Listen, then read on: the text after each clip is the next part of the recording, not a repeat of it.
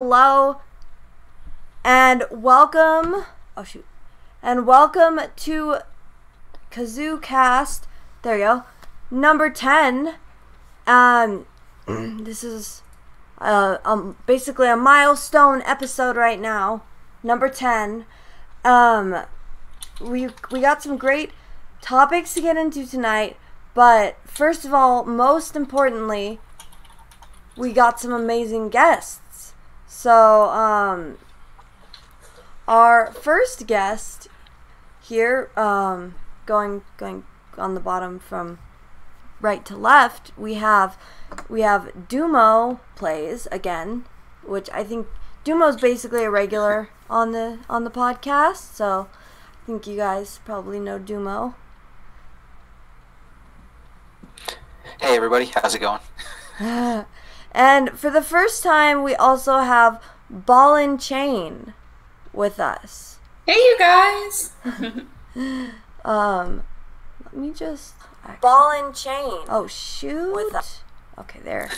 Ha, lol. Yeah, so we will be getting into some great topics tonight. But first, we are gonna go over what's everyone been playing over these past couple weeks. How about you, Dumo? Basically the same thing. I'm pretty much always playing Splatoon, Pokemon, Monster Hunter, added Hellblade, a little bit of Octopath Traveler, and that started on Tetris 99, which was a big mistake. Oh, yeah. Oh, no, definitely. I really like Tetris 99. It's too addictive. It's so addictive. Which is why I didn't want to play it, but I did anyways because I was bored, and I shouldn't have. I feel that. What about you, Ballin? What have you been up to? The same. I started off on Tetris 99 with you, Dumo, and that it's amazing. It's so much fun. I've liked it so much. It is really fun. Yeah, I finally got around to playing World of Light and Smash because I put that off for forever, and I cheated my way through getting all the characters unlocked. So I'm like, well, let me go back into it the proper way. So yeah, no, I feel that. Yeah, and then Legend of Zelda: Breath of the Wild, obviously. Obviously. Yeah. Oh, Breath of the Wild? Have you been playing that on stream? Yeah, I've been playing that a lot. I am like not even close to completing hardly anything. I think I've got a couple of the Divine Beasts done, maybe just one. Oh yeah. So, yeah. That's your first playthrough? It's my first playthrough. I watched pretty much all of it because Baja played through it. Oh, really? Yeah, he played all the way through it, but it came out like right after I broke my back, so I don't remember very much about it because I was on heavy medication. Oh, I bet. So I'm like, I kind of know what's going on, but then at the same time, I'm like, I don't know what I'm supposed to do here, so let me learn. Yeah. Not knowing was pretty much the entire game. You just... It's like, you go this way and you're like, no, I'm going to go look at that interesting thing, and then I'm going to check out scenery for the next 3 hours and get nothing accomplished. Definitely. Always check the scenery, am I right? Oh, it's such an amazing world. I probably have like 200 or 300 screenshots on my Switch that are just scenery. Oh, yeah. Oh, yeah. So good. Like, same though. Actually, same though. Yeah, so that's good. Sounds like everyone has been getting into some good stuff lately. Oh yeah, I should probably say what I've been playing as well. Yeah.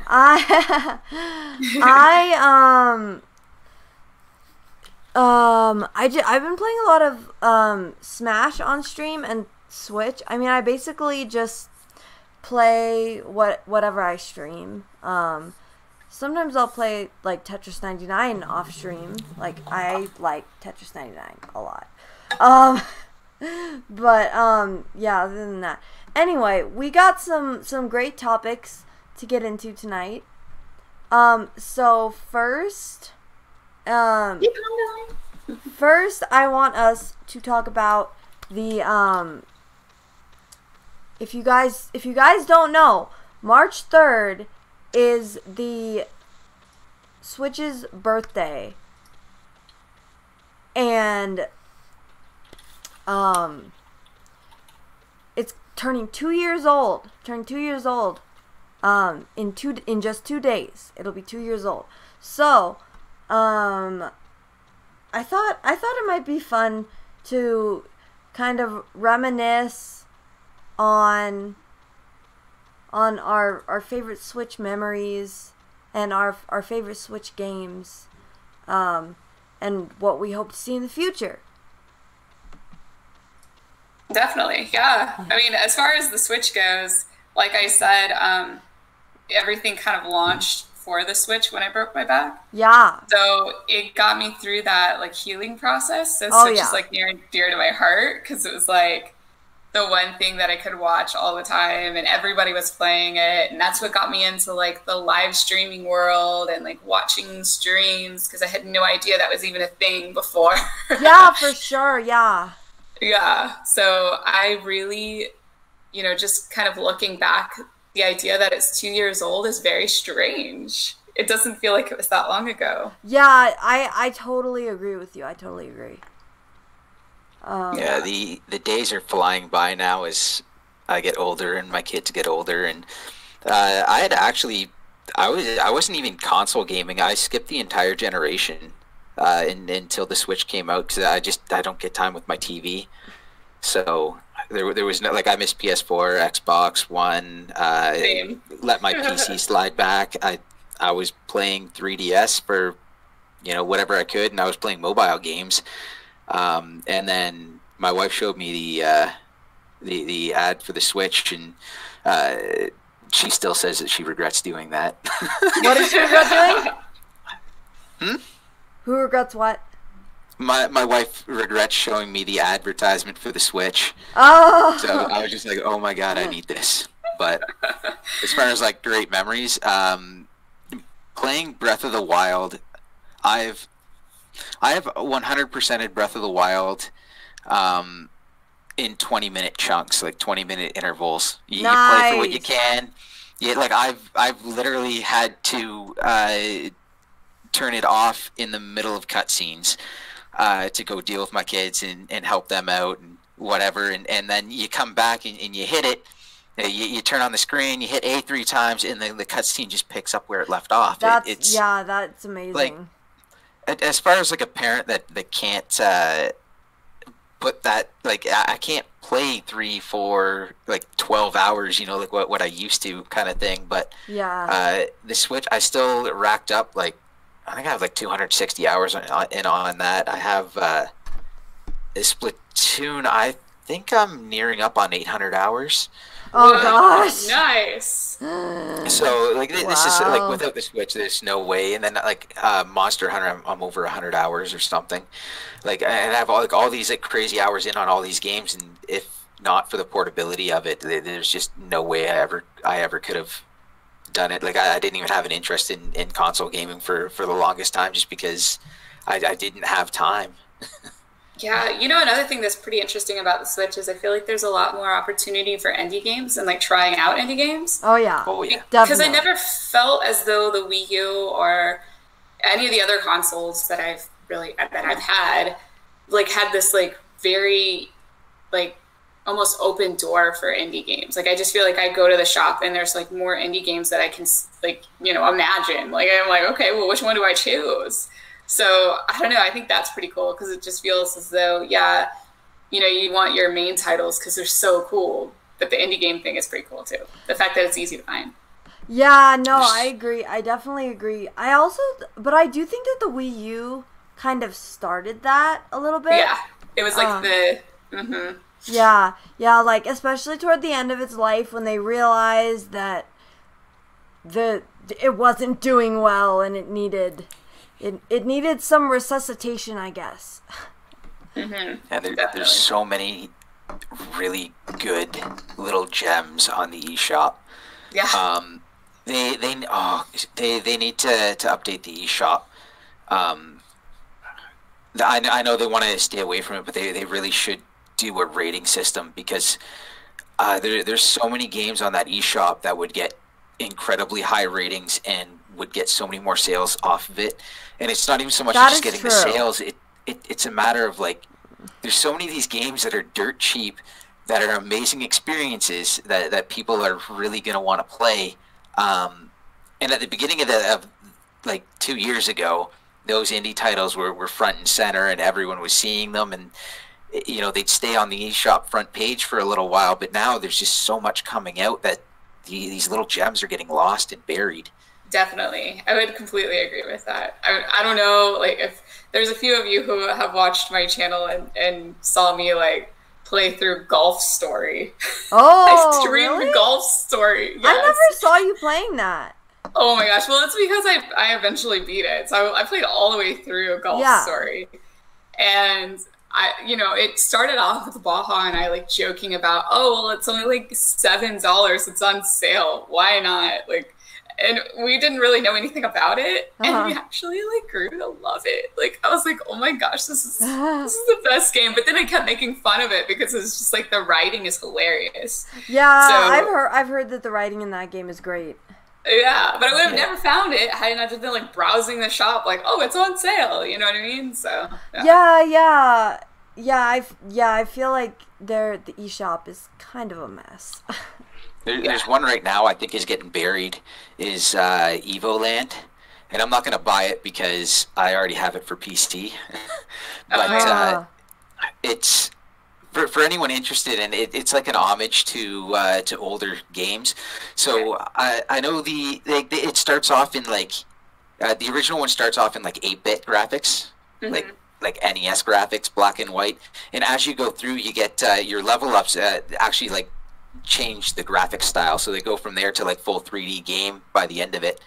The second one has more of a story to it, and it starts off like Nintendo 64 style, and then it goes back in time, so you end up in NES style, and it's going to keep, like, jumping through that, and then as you go forward in time, you're going to end up in the full 3D environments, and so it's a really good game. It's got a lot of fun writing. There's some pretty good little jokes in there for people that know the older games and all that. There's just a lot there. If you're looking for something that's like a nice little nostalgia trip to not take seriously, EvoLand is a pretty darn good one. So did you get it on Steam? Is that where you... Yeah, I got it on Steam. I'll get it on Switch because I'll be more likely to play through it on Switch because I feel like all of my Steam games, I just have not played through them. Steam's got the same problem as the eShop right now for me. It's like you just have an organizational system there. It's just not there. It's a list of games, and half of them aren't even installed right now. So it's like it's not quite as accessible. And then I can't just pick it up and sit on the couch with it. So yeah, definitely. Yeah, that's true. That's a good point. That is definitely a good point. So yeah, I mean that's what sold me on the Switch. Was the ability to just take it anywhere, you know? It's still amazing to me that whoever came up with that idea is great. I totally agree. I know. I just love that, the portability of it. It's pretty amazing. It's honestly really amazing. Yeah, I remember just like I remember just like taking Breath of the Wild out on like picnics, and it was like just like sitting out on the grass, and then I would like bring food and and I would like just play Breath of the Wild. The only problem was that I would stay out for a really long time and the Switch would die, and I was sad, but it's okay. Gotta get that external charger. I know, right? Yeah. No, it's funny because I've even taken my Switch over to like the bar. Like my friends are like, let's go over to this coffee shop bar and hang out. And I'm like, cool. I'm gonna find a way to be antisocial in this social situation. Oh my gosh, I literally would do the same thing. Like when it first came out. Like that's when I would do that thing with the taking it on the picnics and everything. But yeah, I would definitely do that too. I would definitely like bring my Switch with me because like it was new and like, oh man, I just wanted to play like all the time, and I was like, oh, it's fine. Like I'll just play it with the friends that I'm going to hang out with. Definitely. But no, because I only had Breath of the Wild, so how does that work? Friends couldn't play at that moment in time. Oh man. But they can gather around and look at how amazing it is. Yes, exactly. There you go. Perfect. Watch me roll this bomb down a hill into something. Yeah, I mean, it's like such a good console for families too. Like you were saying, Dumo, like being a parent myself, being able to just put it away, or, you know, just pause it and come back to it, that's been a lifesaver. And I think that's the reason why Baja and I have been able to get back into gaming again, because I didn't play games basically, like, I'd say for like 10 years. I just couldn't. I didn't have time. Yeah. Because it seemed like sitting down and, like, you know, we had a newborn, we had a baby, like we had, you know, I had to go through school. But had it been the Switch back then, I could have made it work and I would have been able to play games the entire time. But it just couldn't happen during, you know, before the Switch's time. It just didn't exist. So I think they've almost grabbed a whole different demographic by, you know, allowing the ability to pause and stop and then come back to it. Like that's opened up a lot of doors for people who are super busy, who need that ability to pause. Now, there's obviously games out there that you can't pause because you're playing online matches and whatnot. But, you know, to me, it seems as though the portability of it and the ability to turn it off and turn it back on so quickly is so nice. So nice. The speed you get into a game. I remember when the Switch was coming out, there was an article that came out, this one of these big revelations that this important person had, and they were like, there's no way the Switch is going to succeed because it takes too long to load games. And in that amount of time, the person's just going to pick up their cell phone and they're going to play a game there instead. And I was like, I don't know what you're playing, but I've played Clash of Clans since pretty much the beginning, and at this point in time I can search for a battle in Clash, and in the meantime I can, before I even get matched up, I can search for a match in Splatoon, and I can do a full ranked match in Splatoon before I will get matched up in Clash. So now granted they have some issues up at the top, and that's kind of what the problem is, but still, you're telling me that it takes too long to get into a game. It's like it takes less time for me to load up Breath of the Wild because I don't ever shut it down than it does for me to load up Clash of Clans and look at the difference of the games you're playing. Like, am I like, that's what killed Clash of Clans for like 6 months or so for me, because it's like, why would I turn it on when it's faster to play Breath of the Wild, which is on a completely different level. Exactly. Yeah, I was gonna say, like, whatever guy said that about, like, oh, you play on your cell phone in less time. Like, are you playing Breath of the Wild on your cell phone? I don't think so. I always give Baja a really hard time because he plays those stupid clicky games, you know, the ones where you just like keep tapping in order to like get extra cash. I'm like, that makes you a fake gamer. And I'm like so mean to him about it. He actually deleted it recently. I was like, don't delete it because I need something to make fun of you for. Like, keep playing this so I can give you a hard time. But you know, like those games are like time wasters. But I don't really even have any games on my phone. I don't, because there's no reason. There's better games, really? like you said, on Switch. So Yeah. I still have Clash. I still play it consistently, but you're like, I admit. I don't But really have any games on my phone, I don't think, actually. yeah, the difference is I'm not bringing my Switch to work or on the bus. There's not. I just have too much stuff I have to bring with me to work for like a 12-hour day, and yeah. for like walking to the bus and then standing there for 10 minutes, being on the bus for 20 to 30 minutes and walking for another 10. It's just not worth it for me to pull my Switch out on break. Yeah. Where it's not a long break anyways, and I have to eat. So that's what the phone games are for. That's when they really come in. Yeah, but it makes me wonder, like, if eventually Nintendo is going to go that route to where it is a mobile device that they launch. Like, in my mind, I can see it.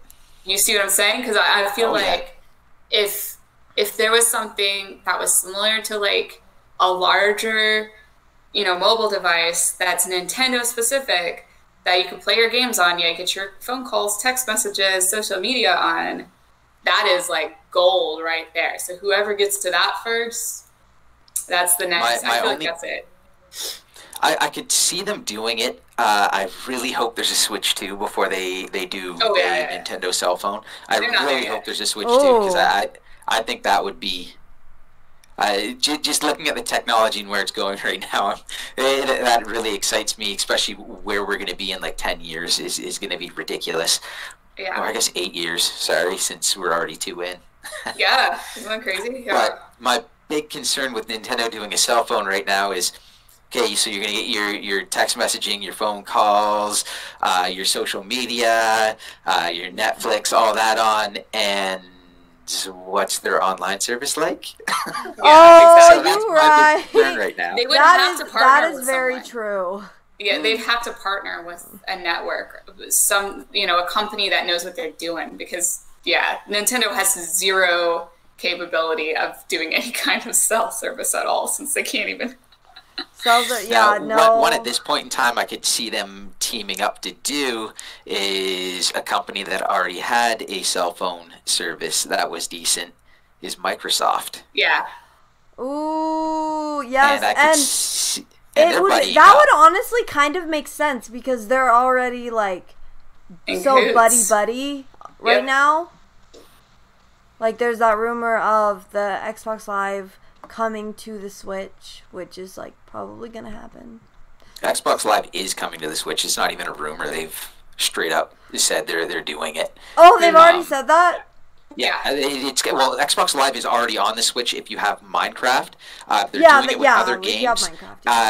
The rumor right now, the one that is a rumor, is the cloud service, and I can't remember what that's called. Isn't it like XPass? Cloud X or something? I think it's xCloud. Oh, xCloud, okay. Oh, xCloud and Game Pass. Those are the two that's rumored right now. And apparently the rumor is that the games that are coming for XPass are actually going to be native. Or, yeah, Games Pass. Thank you, Games Pass. They're actually going to be native, apparently, which is interesting.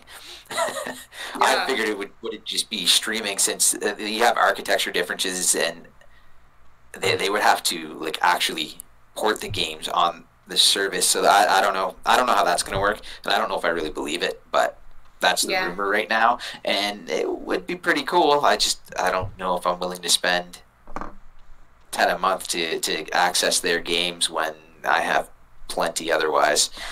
We'll see what's there. Well, that whole dynamic is interesting, that Nintendo's even starting to go that route in general. I mean, you would have said that Nintendo would be open to these sorts of things. Like, if you said that even 5 years ago, people would be like, yeah, right. Yeah, no, you're right. So, you said that 2 years ago and people would be laughing at you. Yeah, exactly. So, I mean, it's good. And I don't know if it has something to do with, the whole president change, But I don't know. I'm wondering why. Like, do you guys know? I honestly don't know the answer to that. I mean, there has to have been some sort of internal change, like you were saying, like I don't know what else it could be, because I doubt. Well, I don't know. I mean, do you think that Microsoft is like paying to have it on Nintendo? I wouldn't think that they would really need to. It's probably a mutually beneficial deal. Yeah, right. yeah. But I feel like that deal was there in the past too, and Nintendo turned their nose up. So why now? Yeah, because they got their butts kicked. They're like, okay, all right, we'll give it a shot. Yeah, that could be it. But now they're doing so well. They're doing super well now. So you got to look at what happened. So basically, Sony has ran away with this generation. They destroyed they destroyed all their competition. The Switch kicked off the next gen technically early. Yes. Or it's like a gen and a half, but it's going to last 10. I don't know. Either way, Sony has been beating them pretty bad. Sony has only produced one system that hasn't broken 100 million units. And then the PS4 is going to break 100 million units. So when you're looking at that sort of strength, it's kind of like evolve or die. Right. So they have to do something. And then if you want to talk about like changes, well, Nintendo obviously has gone through a ton of changes. They've been looking at like getting newer people, younger people involved in doing that. True. So that's a big change on Nintendo's end. And then they've had like two CEO changes essentially. So they had the temporary and they had first they had Kimishima, now they have Furukawa. Yeah, well, and then the other big piece of it is that, like, I don't know if you guys have kept track of like their recruitment page type stuff, but like they're offering up like $80,000 a year for Nintendo employees, and the average age is now 38.6 years old. That's according to Variety. So that's cool. Yeah, so it looks like it says Nintendo Japan employee makes $80,000 a year and stays with the company for 13.5 years. So there's obviously retention there. You know what I mean? What? And I feel why like would anyone leave? Why would anyone leave? Right. So yeah, it's pretty interesting. It's pretty interesting to see. So. As far as the retention goes, you're talking about like if you're in this industry, Nintendo is the dream company. And then usually when you have this dream company, people get there and they're like, this is horrible. Yep, they are terrible. Actually know someone who works at Nintendo, and because I'm a game developer myself, so I know a lot of game developers, and I know someone, and it's a tough job, but he doesn't want to quit because it is the opportunity of a lifetime. But I feel like that lifestyle will eventually wear on you. So I don't know. Game development I bet it would. Pretty crazy lifestyle. Nintendo's probably surprised. Like looking at the industry, Nintendo's probably got like one of the best retentions. Not just because it's Nintendo, but they don't do the crazy turnover that a lot of studios do. Like a lot of places, a lot of studios turn people over. Nintendo has a lot of studios that they're like, no, we'll just move you to another project rather than like let's hire a ton of people. Okay, lay them off. Hire, lay off, and without that. Yeah, that's I remember I was watching one of Smash JT's videos, and he was saying like that it's just very unstable because of that turnover stuff. Yeah, like we've heard that throughout the industry for a long time. Yeah. But then like you look at a lot of Nintendo stuff, and they just a lot of their studios don't do that.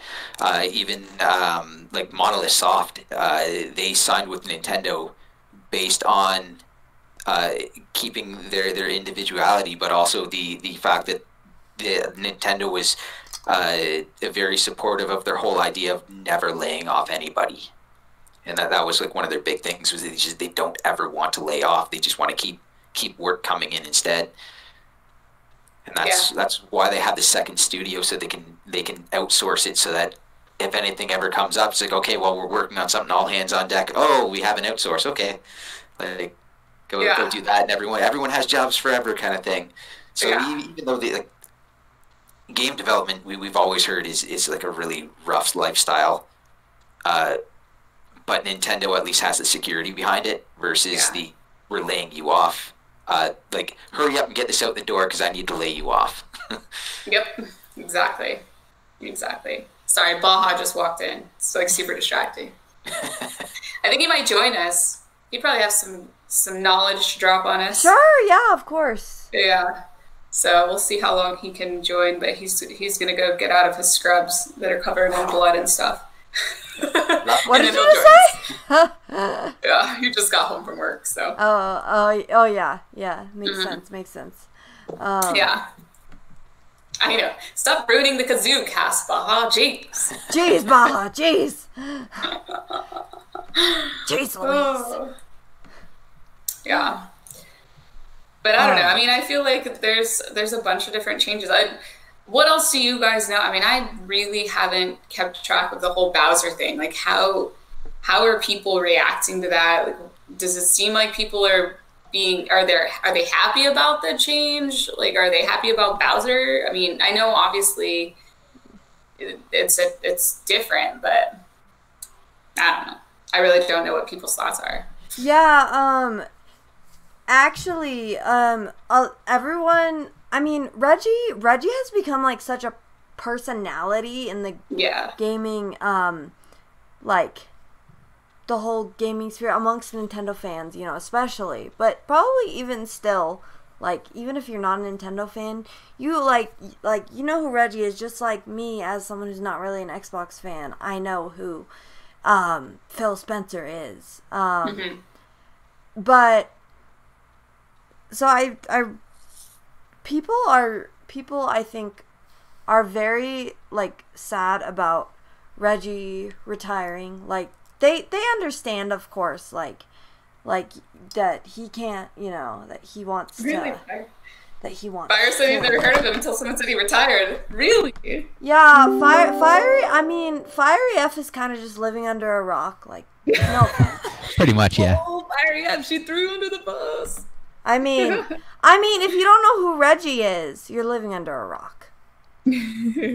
I'm not gonna lie. I feel like even if you didn't know what his name is, you at least know, like, you've seen his face. If Yeah, you've seen I would think gaming so. news, it's either back in the day Red Ring of Death or you've seen Reggie. Yeah. It's Yeah. even if you don't follow that, that's what makes the papers. Fiery. I couldn't care less about who's running the company as long as they make a good product. It's kind of great. Oh, dude. Reggie was never running anything. He's the PR guy. And He's the face. Fantastic at it. Yeah. He's the, like, big kid that represented all of us that, you know, like, are a kid at heart, you know? But you know what's good about Bowser taking over? Bowser, he was the one who was basically in charge of all the Switch marketing, and we all know how good that was. So, so I'm hopeful about this new, like, this new, you know, new president. Bowser, like, even though his name is Bowser, and he's probably gonna kidnap the princess, but, you know, we don't know. Potentially. I have a feeling early on he's going to probably try to push a Bowser inside story game. Yeah, It's like, that would be great. we need this out in the next year. It's really important to marketing. He can do so much with marketing. It's going to be interesting, and he's a marketing guy. That's going to be. I think there's going to be some great stuff coming, and like, I think people are going to get over him taking over Reggie's spot pretty quick. Oh yeah. Like Reggie, again, as Reggie was leaving or doing his announcement video anyways, he said, you know, Bowser is and like an avid gamer, like probably game too much kind of thing. So we'll see what his obviously the stage presence is going to be very different than Reggie, because Reggie had a very good stage presence. He honed it for years and years, and then you got someone coming in that maybe not so much. So we're going to see how we're actually going to see him develop. What did you say? He honed what for years and years? Stage presence. What? Oh, yeah, definitely. No, definitely. He definitely did, and I think he also just had kind of a natural. I think he also had just kind of a natural charisma. Oh, for sure. Yeah. When I sit, you just stand up and jump. But yeah, so well, what other topics did we have? Let's see. Does anyone else see Bill Trinan moving up? What do you guys think about that? Eventually, like everyone's gonna have to go somewhere. Nintendo doesn't tend to leave big names just sort of sitting there doing nothing. If anything else, they'll work with Bill a little bit and see where they can put him in something a little bit more visible, and they'll keep. They'll if nothing else, they'll give him a more visibility in his position. So, what's his official title right now? Do we know? He is Bill Trinan, head of Treehouse. In the Treehouse, yeah, something about the Treehouse. Okay. Probably like the head. I feel like he's not a big executive guy. Yeah. Sometimes that's a good thing, not to have somebody who's not a quote big executive person to go into that, but could be a good thing, could be a bad thing. Oh wow, Kevin was hoping that Bill would become president. So according to the ever always correct and never wrong Wikipedia. Bill never Trinan wrong. Agree. Never wrong. The senior product marketing manager of Nintendo of America. Okay, so he's in marketing then. Yeah, so, which is a big part of Treehouse.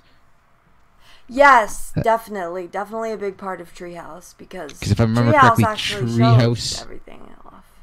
I believe the Treehouse is marketing,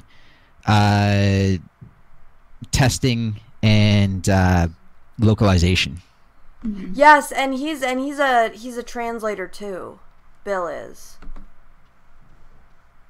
That's cool. Yeah. Kind of important. Just a little.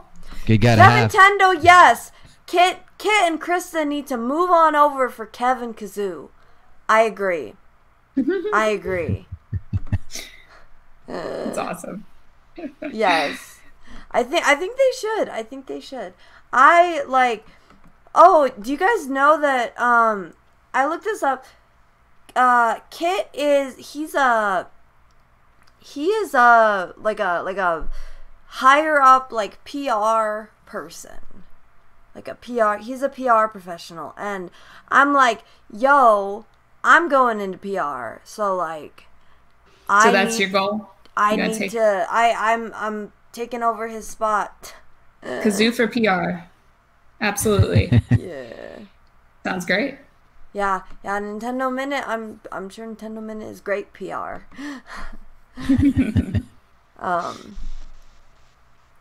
So yes.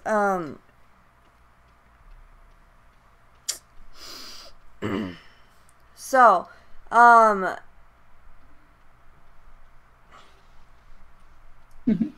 Kevin said he did marketing in college. That's awesome. Yeah, that's pretty cool. Yeah, I remember we talked about that before, Kevin. So next did you want to thing talk about here, we kind of I was gonna say what? Go ahead. What was that? I was gonna say, did you want to talk about what your donations are going to? You want to talk more about the event? I was gonna talk about why Sobble is the best new starter for Pokemon. I was actually gonna say Pokemon, yeah.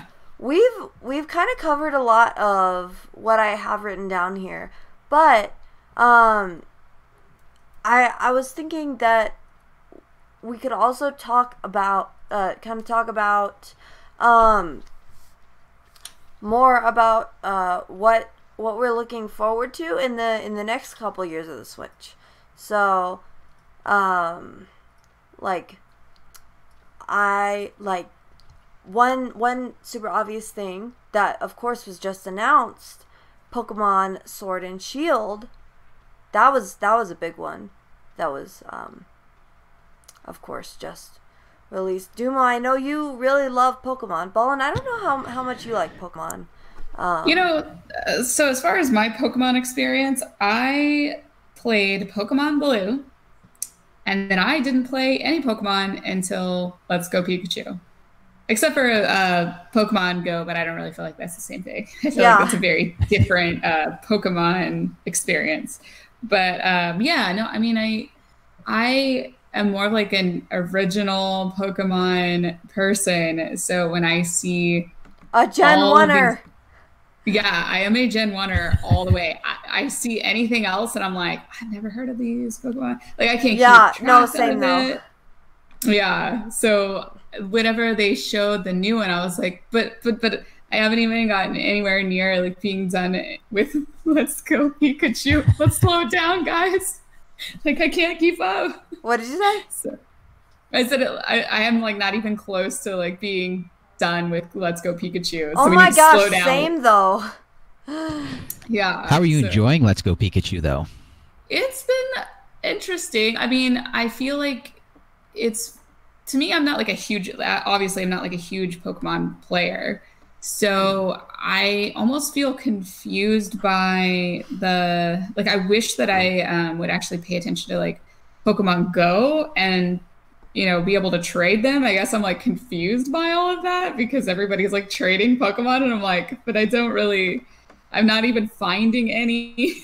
So obviously I'm doing something wrong on my phone because that's supposed to be good, right? If you have the Pokemon from Pokemon Go, aren't you supposed to catch better ones if you do that and then catch them within Let's Go Pikachu?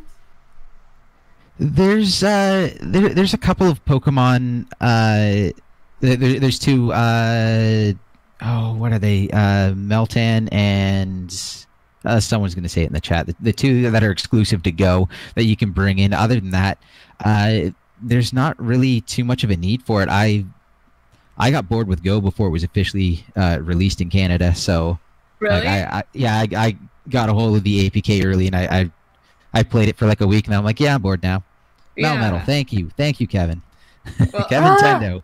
I'm kind of glad you said that because I didn't I was expecting to play it a lot more, and I played it for a couple of streams, and I'm like, okay, I don't know. Play which one? Pokemon Go. Yeah. Or no, I'm talking about Let's Go. For me, I actually got bored of Let's Go really quickly. Oh, wow. Did you really? Yeah, I don't know. I'm just trying to decide why for me it only lasted a couple of streams and then I was just like, hey, It's not that good of a game. Baha says it's because it's not that good of a game. Oh, but I mean, I could see why a lot of people would like it because of the collection aspects, but and the shiny hunt, But maybe it's because I watched the shiny hunt, everybody else's shiny hunt. So by the time that I got it, I was like, I'm so far behind that I feel like I can't even keep up. Because I was really late getting it too. Like, yeah. No, we don't need your opinion, Baha. It's okay. No, Baha's welcome to come on. Yeah.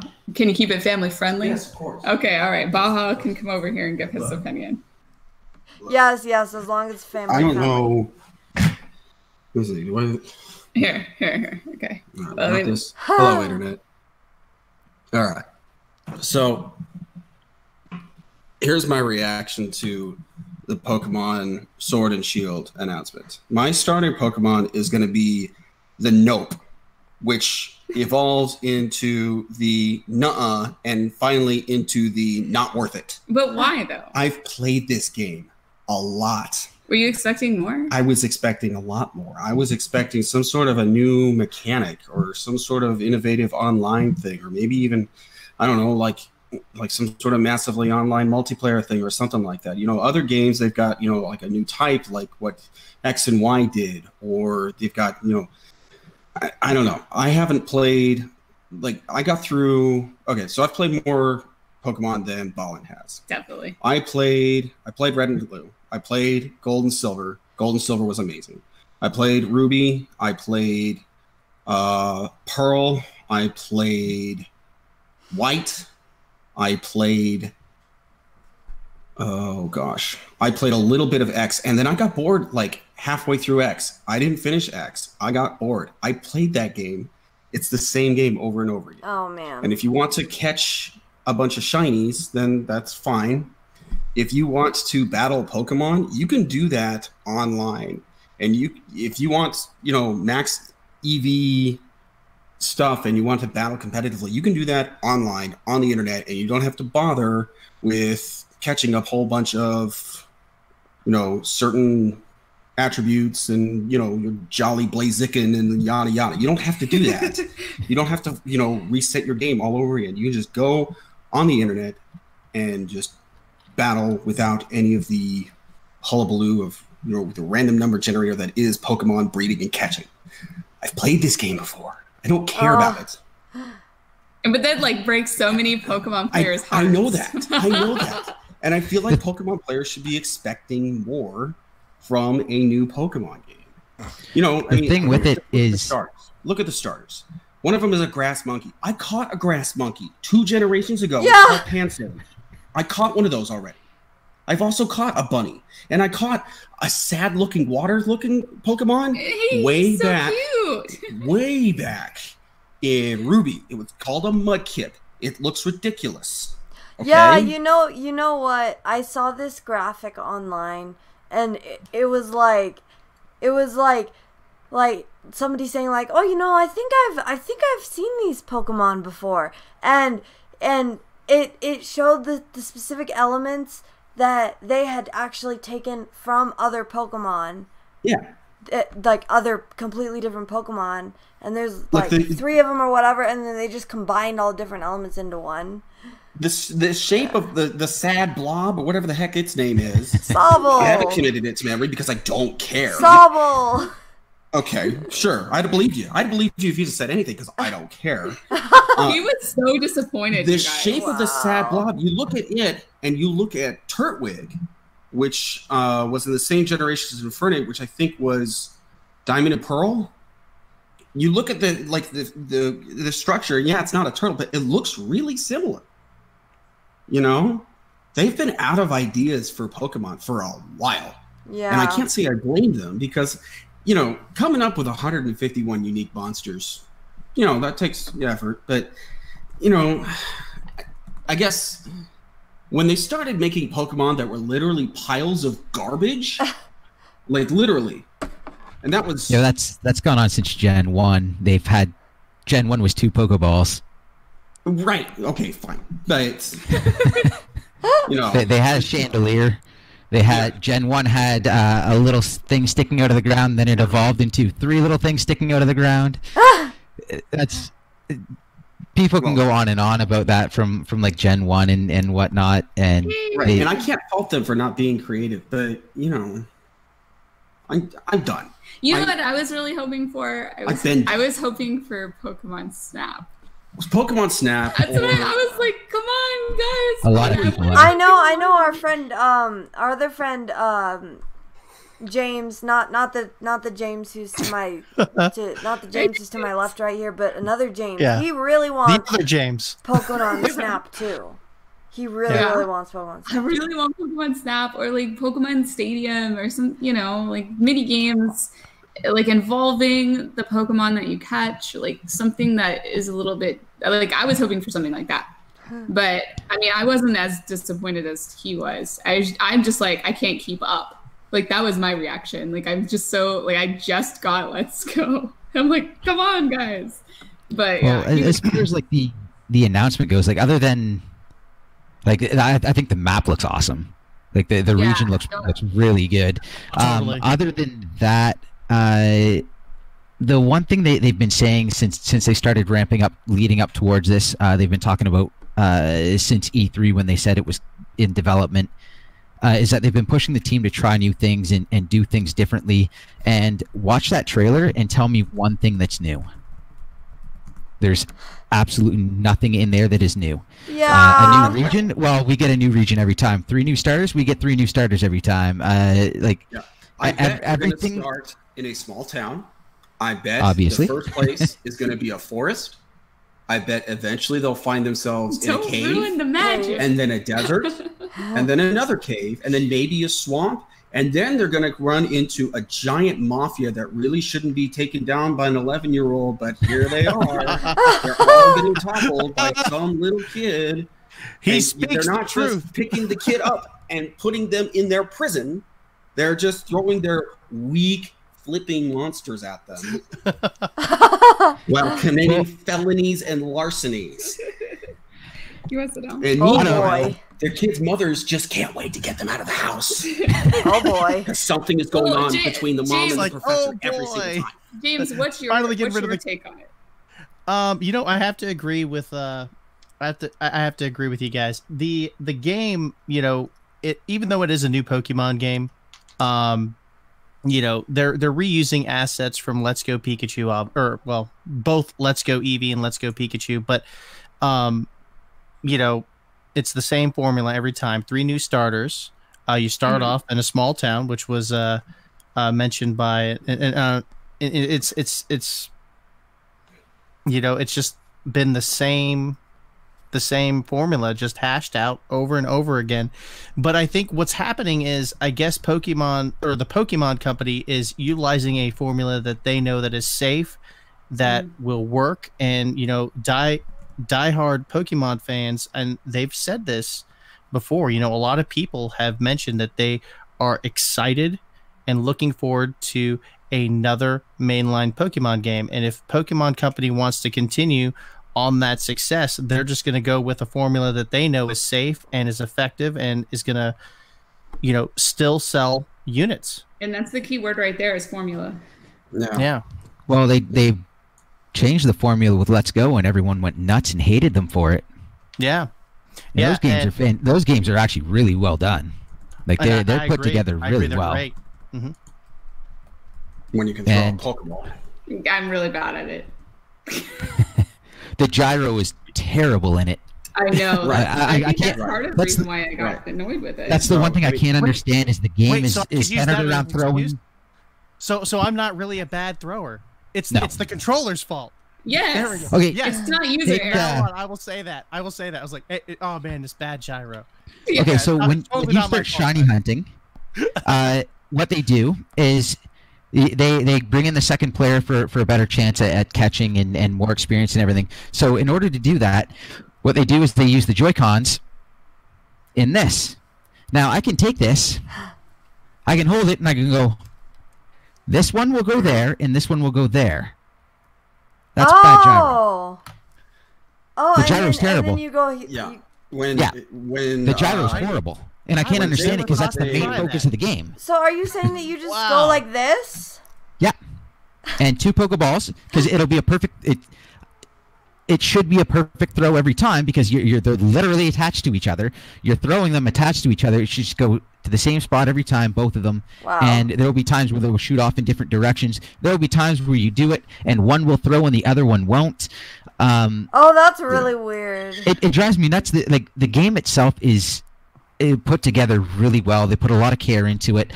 They threw a lot of nostalgia at us. Some really good jokes in there. Yeah. But the main gameplay and how you grind and level up and how you do everything is based off the throwing mechanic, and the gyro is terrible, which there's no excuse. Look at Splatoon and how tight that gyro is. That thing is Breath of the Wild, the gyro works well. I love the gyro works well. Several other games, the gyro works well. So that's my big problem with Let's Go is the gyro. Other than that, everyone hated them. Oh, it's too easy. It's like, well, I don't know. I tried to I've played every generation since 1, and you can't.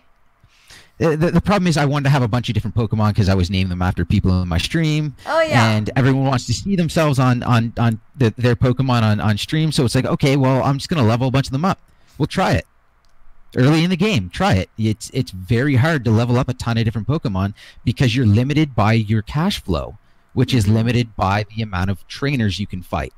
And since there's no refighting trainers early in the game, you're limited in your resources. You're limited in how much you can grind. So to say that it's the game is too easy, it's like, well, in a traditional game, I could have just gone out one shot this week thing for 2 hours, been up another 5-10 levels on everyone, and then game over. And I could have done that with everybody off stream, and that would have been ridiculously easy. But in this, you're limited by your funds. You're like, your experience is specifically tied to your cash. The game itself is a perfect microtransaction game, and they obviously didn't put them in, but like Thank God. Exactly. It would fit so well. And then want it to fit well. The last thing I need is Nintendo doing more microtransactions. They tried that with Super Mario Run. It didn't work. Yeah. Well, Super Mario Run, they just wanted like the $5 buy-in. No, $10 buy-in. $10? Yeah, I don't know. I didn't even download it. Yeah, I got the demo. I played the demo. That's actually a very good idea if they did that. If they wound up doing microtransactions, nobody go run over to Pokemon Company and let them know. In fact, we should probably delete that. I don't think they will. From those. I know. I'm just kidding. But I really don't think they will, and there's a reason for it, and there's a reason why you don't see, other than Microsoft being weird, you don't see first-party games, and even for the most part second-party games, hitting microtransactions hard, is because their job a lot of the times is not to make as much money as ridiculously possible. It's to sell units and build install base and build hype. That's why you don't see you're never going to see microtransactions in a Zelda. Well, I can't really say never because anything can happen, but that's why you're not seeing them in Zelda. You're not seeing them in Sony's first party games because they're not there. They're there to sell systems. Nintendo's first party games are there to sell the console because they need the install base, or else they get zero third party support. So that obviously they can't go with microtransactions. Right. But at the same time, the consoles aren't what make them money. It's the software. But I guess obviously you need the console to play the software. So for Nintendo, their money comes from the platform. So they build as big of an install base as possible. They get a payout whenever someone, like, so if you go and buy Monster Hunter right now, the money goes to Capcom, but Capcom has, like, part of that goes to Nintendo. It's the licensing to be on the system. So Nintendo has done nothing for that money, and they get the money. Mm-hmm. So, Sony right now, massive install base. Someone buys a third-party game, say Kingdom Hearts 3, they get a cut of that. They didn't actually do anything. They didn't have to spend money to get that cut.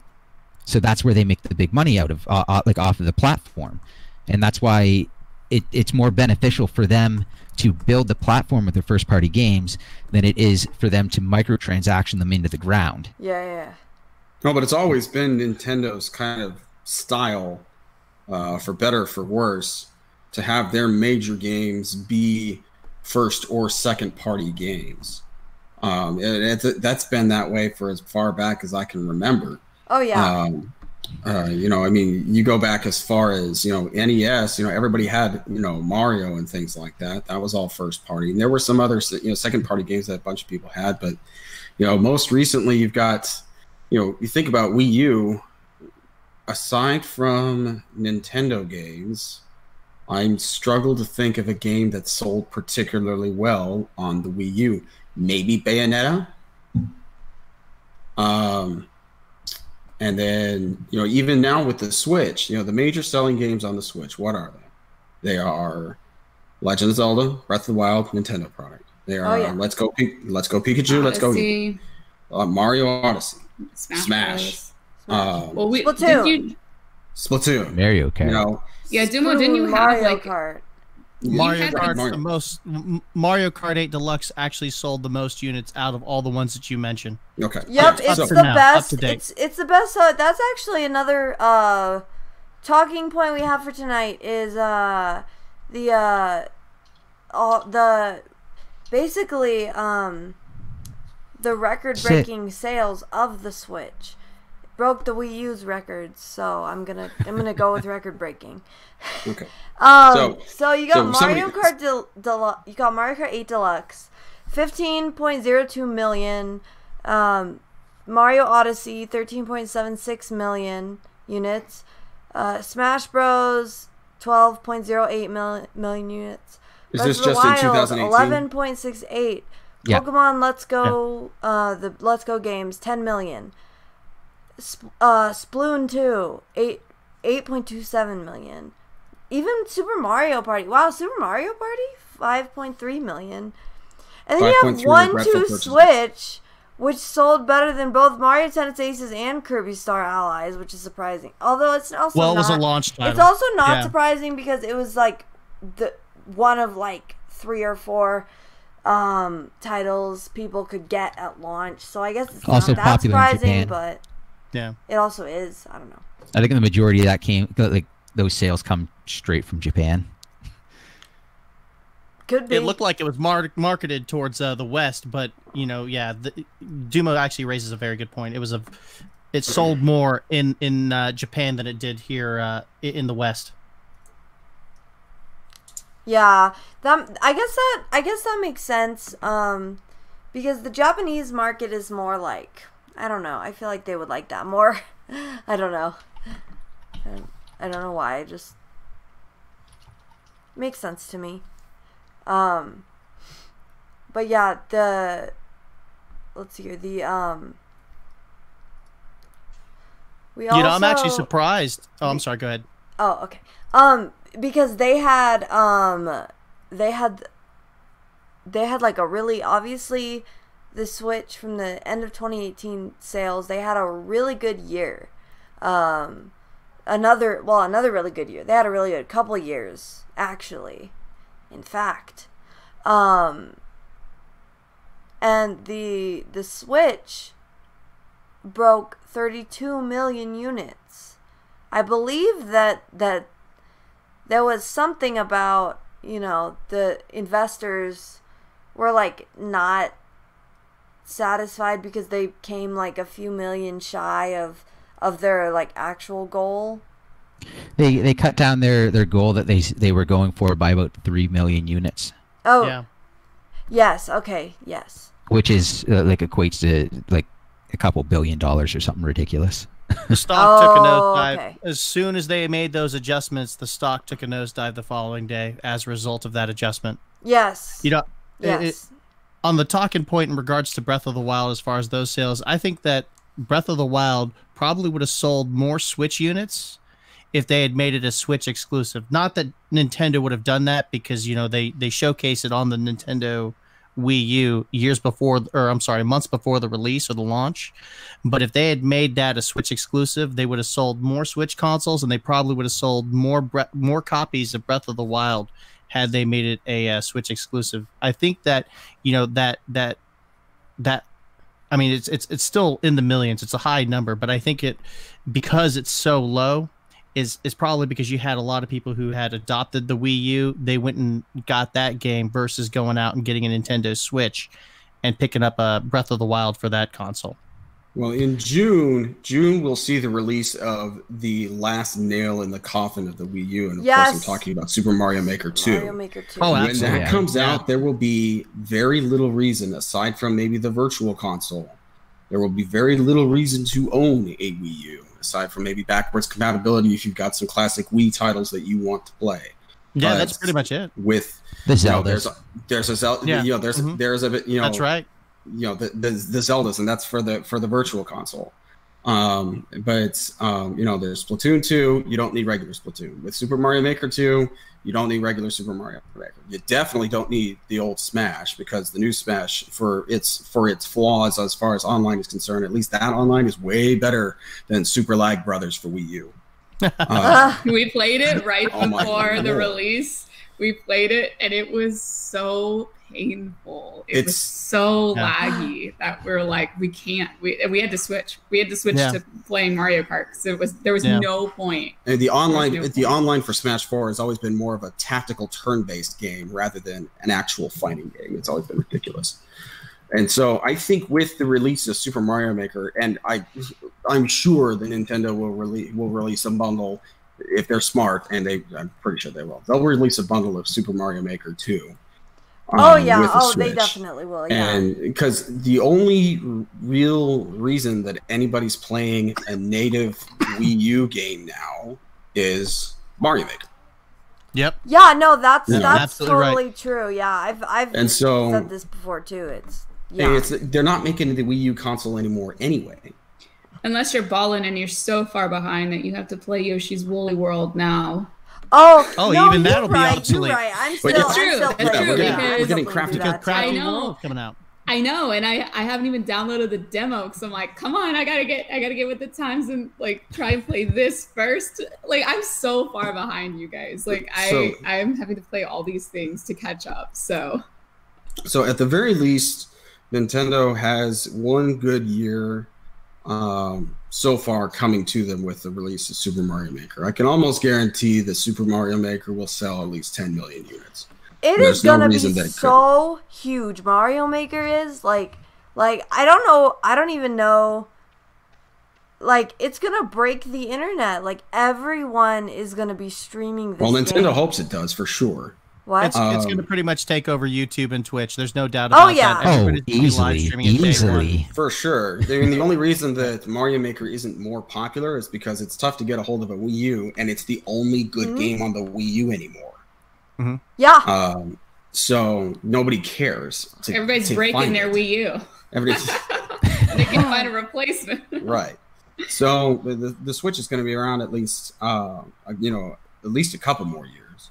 And so now my concern. So they come out with a Switch Pro or whatever. Nintendo wants the Switch as it is to last another 8 years, which I'm okay with. But if they want it to last another 8 years, then they need to not do what they did with the Wii. They need to actually come out with more new games outside of the first 2 years of the console. Because with the Wii, it started off really strong. Wii Sports sold with the game, and it sold like hotcakes because it was cool and new. That is true. It was very different. And then they got Brawl. They finally released Brawl. It's got delayed a few times.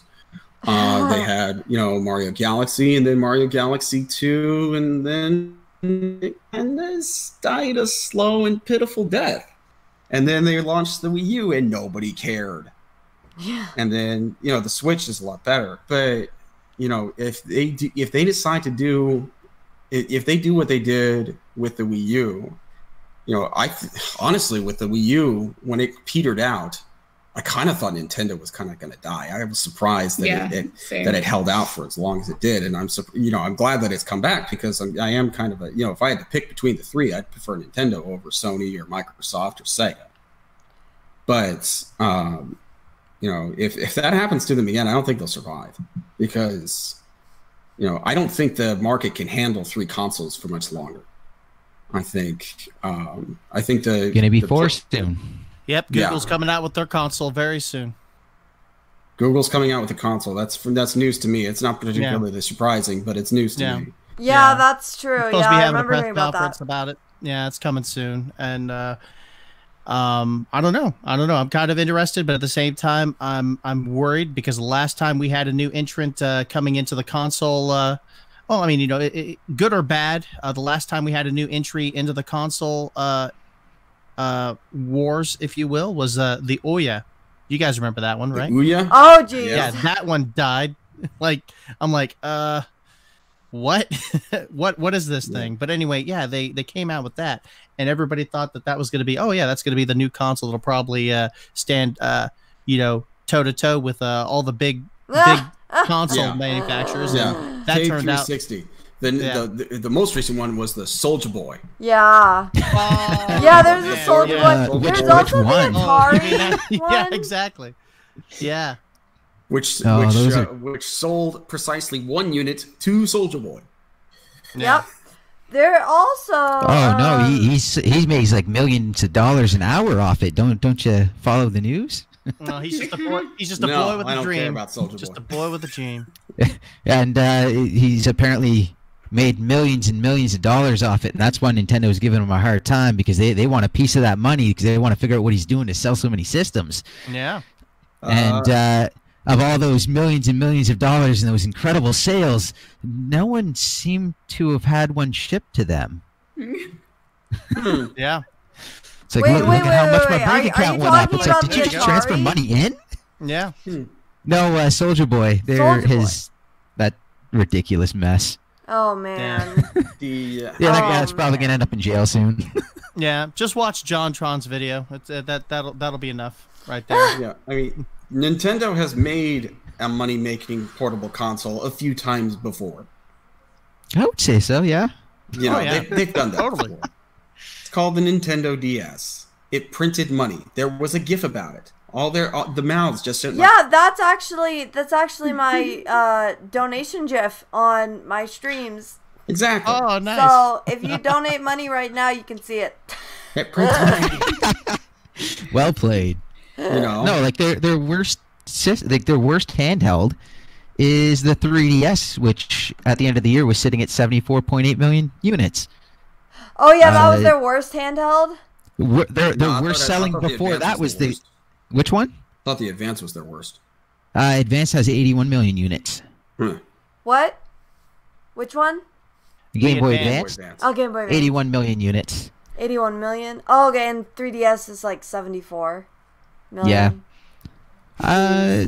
I think they were expecting the 3DS to overtake it, but Switch kind of put a stop to that. Yeah, Oh, the yeah, Switch. sure did. The Switch. They're like I love how they wanted to make it seem like, oh no, the Switch is not going to kill the 3DS. Like, why wouldn't it? Honestly, I Yeah, mean, like, they've I been know doing new that. games are still coming out for it. The but like, only reason I play my 3DS is for Animal Crossing. Animal and Crossing, that's about exactly it. same. That's the entire reason, basically, that I got a 3DS.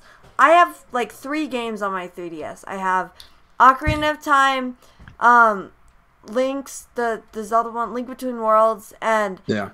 That's Animal what I stopped Crossing. And mostly, I used to play Animal Crossing every single day, but I just kind of stopped. I don't know why. Yeah. Yeah, the I got sick of You doing got bored. chores. You got bored. What's I that? like the chores. I like fishing. But you know, like they've been doing that with their handhelds since the DS. The DS wasn't supposed to take over for the Game Boy Advance. That was supposed to be something different. The 3DS, they said the same thing. Oh, the I Switch, know, they said yeah. the same thing. Yeah, and honestly, they I always thought, say that, but it's like, that's like, do you really think people are gonna believe? I mean, I know they have to say that, but it's Oh, like, yeah. do they really think that anyone is going to believe that? Like, Well, it actually didn't take over until Pokemon landed. Baha and I are trying to share a chair, and it's not working very well. No, we got this. We can make this work. Now, Demo, just to be specific, you're talking about Let's Go Pikachu and Let's Go Eevee when they released it for the Switch? That's what killed the 3DS sales? No, not, well, the 3DS sales are being killed just because the Switch is so ridiculously popular. Yeah. But when every time Nintendo releases a handheld, it kind of goes decent to subpar, and then they're like, oh, here's a Pokemon game, and so then they've won the generation for handheld. Like Pokemon is just that ridiculously strong, and then you start adding in Animal Crossing and all the other stuff, and they go crazy. But that's pretty much what a lot of fans see as the signifier that the old system is dead, is when Pokemon shows up. Yeah. So Yeah, that's true. There's no plans to release any new Pokemon games for the Nintendo 3DS. yeah, Or at least and right as soon now. as when Gen 8 shows up, it's pretty much already game over for the 3DS. It's trailing off pretty hard. yeah, like they But, didn't even have any. They didn't even have any games to announce for it in the last direct. So that's how you like really know, like, it's Oh, yeah. gone. It's all Switch, Fire Emblem, and Dragon Quest. That was it. They're probably And then other games. they're probably also running out of things that were in the development line that are still coming, because everything was like they were supposed to be doing everything like geared towards the Switch. They were supposed to that was kind of the point of merging everything onto the Switch, was just to take every studio and have it work on one console. Yeah. Well, it also makes sense because now when you look at it at the development aspect, that makes a lot of sense because you're taking a lot of your development resources, putting it on one console, but you also got to look at the price for manufacturing handhelds and costs and the procurement of chipsets, all the electronics that you have to buy to, put all that stuff together and actually make the console, all that costs money. So if you funnel in all that money and all those resources into one console, financially it makes more sense. Right. You can market it better too. All your marketing goes towards one. Oh, absolutely. Yeah, it's and then you also don't run into the droughts that killed the Wii U because yeah, you have two Zelda teams going right now. Mm-hmm. Yeah. Yeah. Well, and they own that market right now. There's nothing. Yeah. So you've got two Zelda teams. One that did Link's Awakening. They're obviously done. So now it's time for them to work on the new Zelda game. And then you have the other Zelda team that's working on maybe possibly a successor to Breath of the Wild.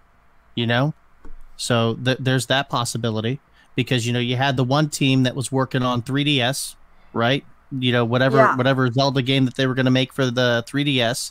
And then you had the other team working on the home console iteration of a Zelda game. Yeah. So now you've got those two teams working on one console. One console, yeah. Mm-hmm. Yeah. It goes back to what Dumo had mentioned about what Square Enix was doing with all those different studios, working on, different, games so that they're actually releasing on a more frequent basis. I think that was covered in the last podcast. Sorry, Dumo. Oh, yeah, it's all good. All good. Yeah. It might have been. We might have gone over the same stuff, but it's okay. Yeah. It's good. It's definitely good conversation. Now, we have a couple like smaller things to go over. And then you guys already talked about Xbox Live coming to the Switch? We did touch on that a little bit. Okay, all right.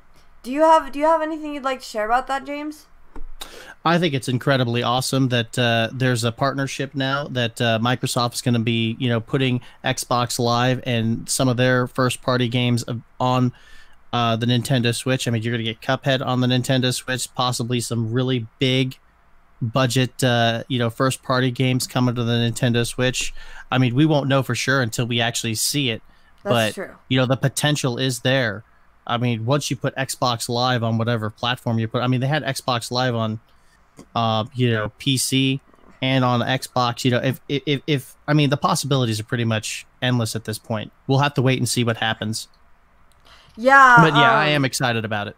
Yeah. Oh yeah, I'm yeah. excited Like about Halo on the Switch. Like, whew, that would be like really crazy. So yeah, we know Xbox I think the Live. mind blow factor would be like considerable with everybody, with fans and with the Nintendo community. Those who've been like diehard Nintendo fans that like I never touched Halo because it's never been on a Nintendo console. So why would I play it? And now it's gonna come if it comes to a Nintendo console, if it comes to the Switch. Can you guys imagine being able to play as Master Chief on a Nintendo Switch and take it wherever you want? That is really interesting. That is going to blow people's mind right there. The original Halo and Halo 2. I think you'll get a lot of nostalgia from people that were playing Halo and Halo 2 on the original Xbox. The Switch could run those games. And if you could take that with the Switch and have it mobile and portable, and you bring your Pro controller around, I think that's going to get a fresh install base onto the Switch. I think the Xbox Live on there is they need all the Nintendo needs all the help they can get, and if Microsoft is going to kind of take the principle against Sony of the enemy of my enemy is my friend, and kind of have this loose alliance with Nintendo, then I think it's going to help Nintendo out. I don't think it will hurt Nintendo by any stretch of the imagination. Wait. Now the next question becomes are you going to have to pay for Xbox Live and Nintendo Online in order to use that service? And That's the answer a is good probably going to be question. yes. So you think that Sony and Nintendo, or I'm sorry, not Sony and Nintendo, Microsoft and Nintendo, you see this partnership happening, and that's basically to compete with Sony and the fact that they have such a huge market share. Definitely. Well, it's certainly. I mean, I don't know if it's a gigantic market share, but Sony's market share is larger than Xbox's and Nintendo's individually, I would submit. Right. They're probably not combined, but they're probably bigger combined. Xbox has something like not even 50% of PlayStation's. I mean, is certainly because one of the draws of Switch and really Nintendo in general has been, the retro appeal. The only things that anyone's going to play on the Wii U after June, there's going to be virtual console games on the Wii U that are not available on the Switch. Yeah. And so the retro appeal for the Switch is very, very strong. And if you bring over games like we were saying, like Halo Combat Evolved, Halo 2, and some of the other Xbox games, Knights of the Old Republic, if the Gears Star of Wars War people cooperates, Gears of War, which now that Nintendo is kind of embracing the more M-rated stuff, they could have. Heck, they that brought on Doom there. to the console, right? Yeah, and Dead by Daylight. Hellblade. They brought Doom.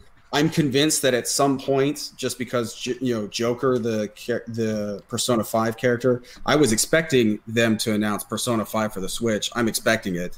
Yeah, I actually have that as a talking point too. Now that you bring that up, so let's just go ahead and real quick. Let me say what I have to say about that. So, there was the leaker called Mystic Distance. He's a writer for Kingdom Hearts Insider and Persona Central. He says it's coming, and he says he has, quote, rather damning evidence that it's coming.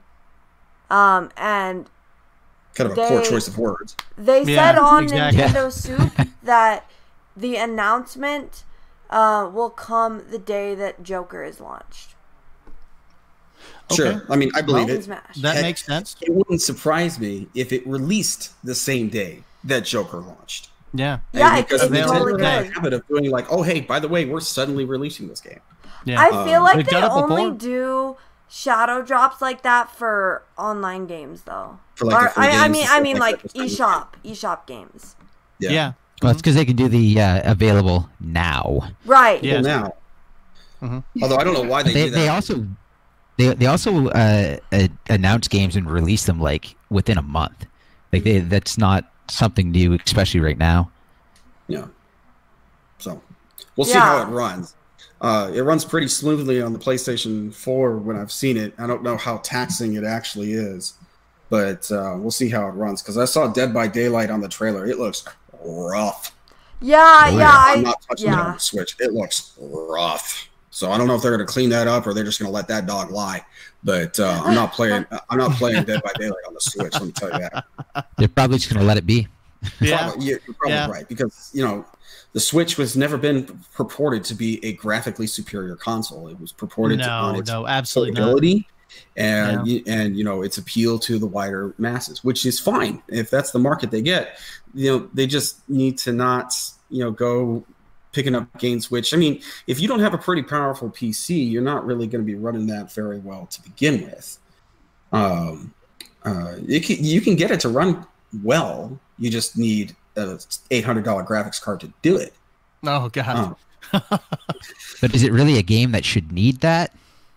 Not in principle. It's freeze tag. That's what that game is. It's freeze tag. Yeah. With a little spice of gore and getting blood, snapped in the chest and living to tell about it. Yeah. I see them hang those people on their front. Yeah. Really? And then like the generator part. So I am not a fan of Dead by Daylight because of that whole hook thing, and just because of like everything that Dead by Daylight is basically. So So obviously, and draw Ark. I mean, that's all that is shock value. Oh, Oh, Kazoo, yeah. no Halloween special? Come on. Dead by Daylight Halloween special by I don't YellowKazoo? think so. Not from Like- the YellowKazoo. I won't be playing Look at how it bad either. Ark is. Sorry. Like Oh, Ark is in a terrible, like Railmacher pointed out, like brought it up, but Ark is in such a horrible position, and apparently the studio that was working on it just like washed their hands, walked away. They're like, yeah, no, we're geez. not. They were apparently, like, I haven't really been following it, just caught some things here and there, but apparently when it came out, it was pretty rough, clearly, and then. The studio said they were going to fix it. They were working on a big patch, and then when people asked them about it, they're like, "Nope, we're not doing that anymore." Thanks for the money, man. suckers. Pretty much. So we got your Yeah. money. We don't need anything else. Yeah. Yeah. All right. Well, Baja has to go to I bed. need to sleep. I gotta wake up at 4:30, and it's 10. Oof. So Oh, geez. Good luck. Well, So, yeah. good luck, Baja. Thanks for coming on. Thanks for sharing your thoughts with us. sorry, I don't have the most popular opinion on Pokemon, but I've played that game, guys. I played it a bunch. No, it's Still, good, man. still gotta You're wait and not see what going- the new stuff is. It's Game Freak. New could mean anything. New could just Yeah. mean like. They apparently are doing a ton of new stuff. It could be like new battle systems. It could be tons of weird exploration, new mechanics, or it could just be, yeah, we put some stairs here. Random, So, like, yeah. it- Oh, and You random don't encounters know. are back. Yeah, But get this, guys. I'm torn on There's that, whether it's good or bad. Ivy Yeah. on the building. But get this. Ivy. Yes. Like that's Yeah. their new thing. The game looks like it's a 3D, like a 3DS game with 1080p graphics. Yeah, it's been remastered. My Is this biggest Ultra disappointment. Sun? Biggest disappointment. I knew they weren't going to tell us anything new or crazy or any of the changes that they've done. My biggest disappointment is you look at the game, and so far from what we've seen, it's a top-down, non-movable camera. The world looks fantastic, and you can't look around at what you want to look at. A good That's- point. That's good my point. big disappointment. And I wouldn't be surprised if the next one afterwards they actually add a control for your camera. But Yeah. Fixed camera that's- is just annoying. I I'm want to gonna be play able it. to look around. Yeah. I'm gonna play it. I'm gonna like it. But again, as I said with Zelda, I probably have a good probably 300 pictures on my Switch of scenery that I really enjoyed, and I took a picture of it. And Pokemon, like, what? I'm gonna take one in each area. Like, you're not gonna find anything. You're gonna be like, oh, well, there's the area. But the problem is that it's like, oh, that looks great. But every time you walk past it, it's gonna be like, oh, that The same exact looks thing. the same. The Yeah. same- You're not the gonna be same able to exact see thing. it from You different can't- angles, see anything. Yeah, you can't get any different angles. So- You can't look around. Yeah, that's kind of like that's my big disappointment. As far as now, I'm hopeful for it, but we'll see what they actually announce as their new, whatever they're new and challenging themselves happens to be, because it looks like it's the same battle system. Yeah. It's again, that stationary camera kills me.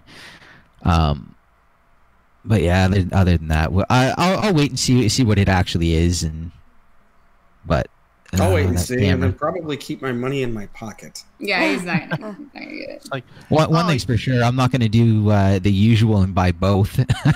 There's no way I'm doing that. you think they'll throw a demo out there, try and get people to play it before buying it, like they did with Let's No. Go Pikachu, Let's Go I don't Eevee? think No. so. No. Yeah. Sun and Moon came out on the 3DS late in its life cycle, and the 3DS was impossible to find. They sold, 16 million units in a month? In Yeah. a month, they eclipsed the lifetime sales of the Wii U. Like, is that a month or like a couple weeks? It was something ridiculous anyways. Yeah. And, yeah, no, Pokemon is their strongest IP. Like, absolute strongest IP. Yeah, absolutely. It sells more than anything. You know, They just have to advertise it. Like, look at how much hate does Let's Go get? The Let's Go games get tons of hate.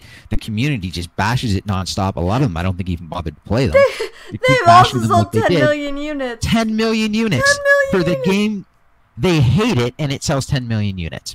maybe that What's 10 gonna be million the of the one that- people that haven't played or haven't tried the original or the first couple, or I'm sorry, all the Pokemon games before it. Maybe these are new adopters. I don't know. And then plus some of the hardline fans. What do you think, Dima? For me, like I said earlier, I have only played first generation, so I am one of the ones who bought it because of the first generation aspect of it. Yeah, So and I've never played a Pokemon game until this one. That's why I got it too, actually. Oh, really? Okay. Yeah, I haven't played. That was my first Pokemon game, also. So yeah, Pokemon Let's Go Eevee was my first. I basically picked it up. Well, for starters, because it's Pokemon. And Gen 1's one of the gens that I really enjoyed. But I picked it up more to see what was changed in it and what they did different. Because it does. I was interested in how they were going to evolve the game, moving it towards the Switch and seeing what Gen 8 was going to be. And I was actually very surprised. Other than gyro, other than that terrible gyro, I did really enjoy the game. There was a lot to it. The most integral part of the game. Yeah. And like it works great, like what 85% of the time, and then the other thing is, unless you have the Pokeball, like this little thing is actually more accurate than the Joy-Cons, and you still have issues, but we're talking like Joy-Cons. I will throw like 5-10 Pokeballs in a row, and they'll shoot off in weird directions. Whereas you might get 1 or 2 in a row every now and again with the Pokeball Plus, and it's kind of like I don't think they're using. I wish the gyro is the same. Like I wouldn't be surprised if there's something like if it's programmed into it to have the Joy-Cons be worse, just so that people talk about how much better the ball is to try to sell that more. Like that wouldn't surprise me. They should have put a home button on this thing. Have some. Oh my god, I can't stand not having a home button. There's no home button on this thing. Okay, and I wish they did.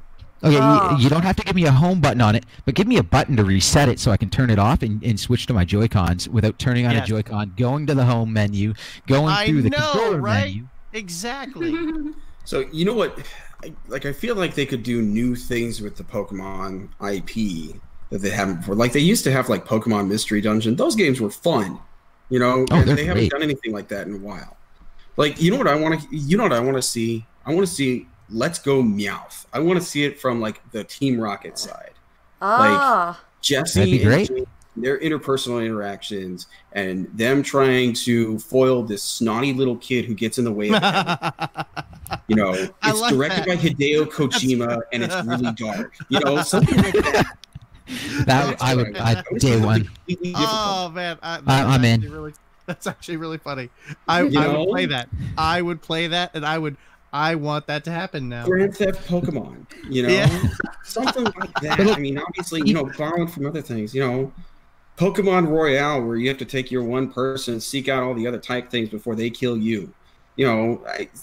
Shake things up. I have played this game before. I have caught them or all that I cared to catch because I got bored 7 different times.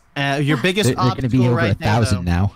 Your biggest obstacle right there is going to be it's going to be the hard-line Pokemon fan base. That's just it's a huge fan base. Yeah, and they just want their traditional Pokemon. And you know what, Pokemon Company, they know it. And that's why that's why they keep trying this tried and true setup. Hey, let's give them 3 new starters.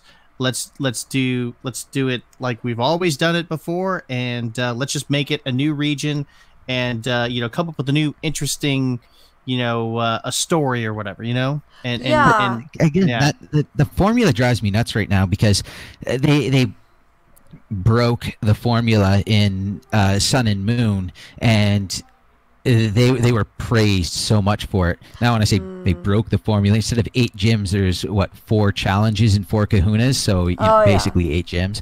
They just handled it a little different, and I never understood how that was this big, huge departure and so amazing.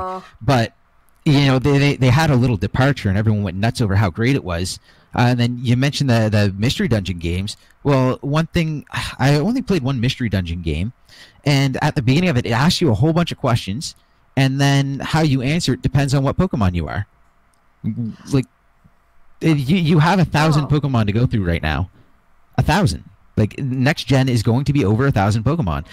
Do something like that, or change up the triangle. Give us something that isn't you know, fire, water, grass. And I know it's a very simple one. Like, you brought that up during the why they Pokemon use Direct. Yeah, the Pokemon Direct reaction. Yeah. I know why they use it. They use it because it makes a lot of sense. Whereas if you do like some of the other ones, it's like you know, you go with like poison, fairy, psychic, whatever. Like there are other triangles, but they're not as easy for someone that doesn't know the game.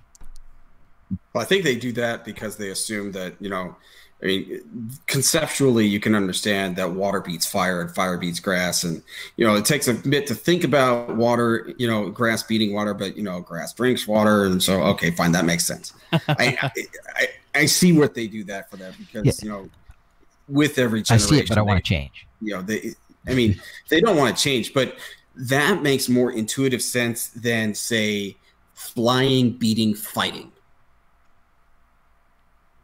Yeah, that's a little bit of a harder one. Eating poison. You know. I guess that one makes you have sense. To kind of look up. Oh, you know what is. But they're gonna tell you, and they tell you in the game anyway.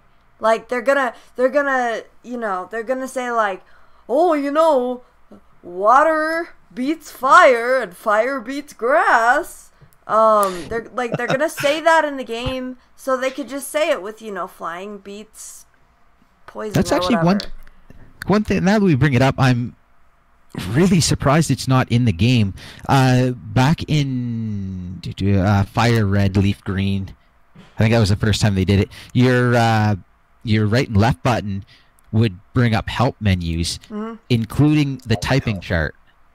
Oh. Yeah. Why wasn't that in Let's Go? Like, it's supposed to be a game to get people back. Yeah, to get people into it. Yeah. Getting people into the series for the first time. Why wasn't that included? Like, easy access to your typing chart. That would have helped so many people.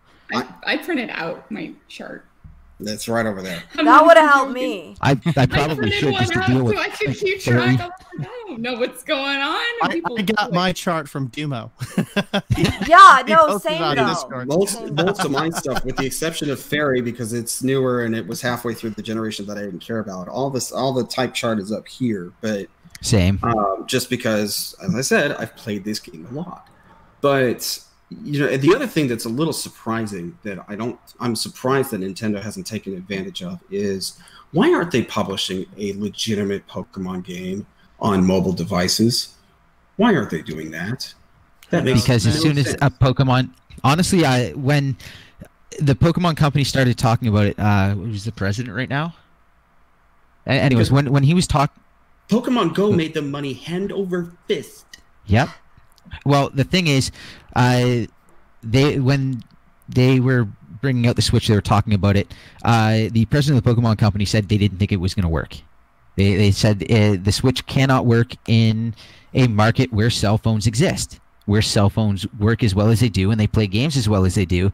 And to be perfectly honest, the first thing that popped into my head is like, yeah, you would love that not to work. So could you imagine how much money the Pokemon company would make if they didn't have to tie it to Nintendo? It's like, right. You know, Pokemon Sword, Pokemon Shield on Android and iOS. Oh. Like how much money does that make? And it's a touchscreen. Like you can literally touch the screen where you want the character to go, get in the fights, whatever. And then the entire battle system is a menu system, which is what touchscreens excel at. Yeah. And then they can turn around and microtransaction that to death. It's like, oh, we have a new legendary event, $10. Any ideas?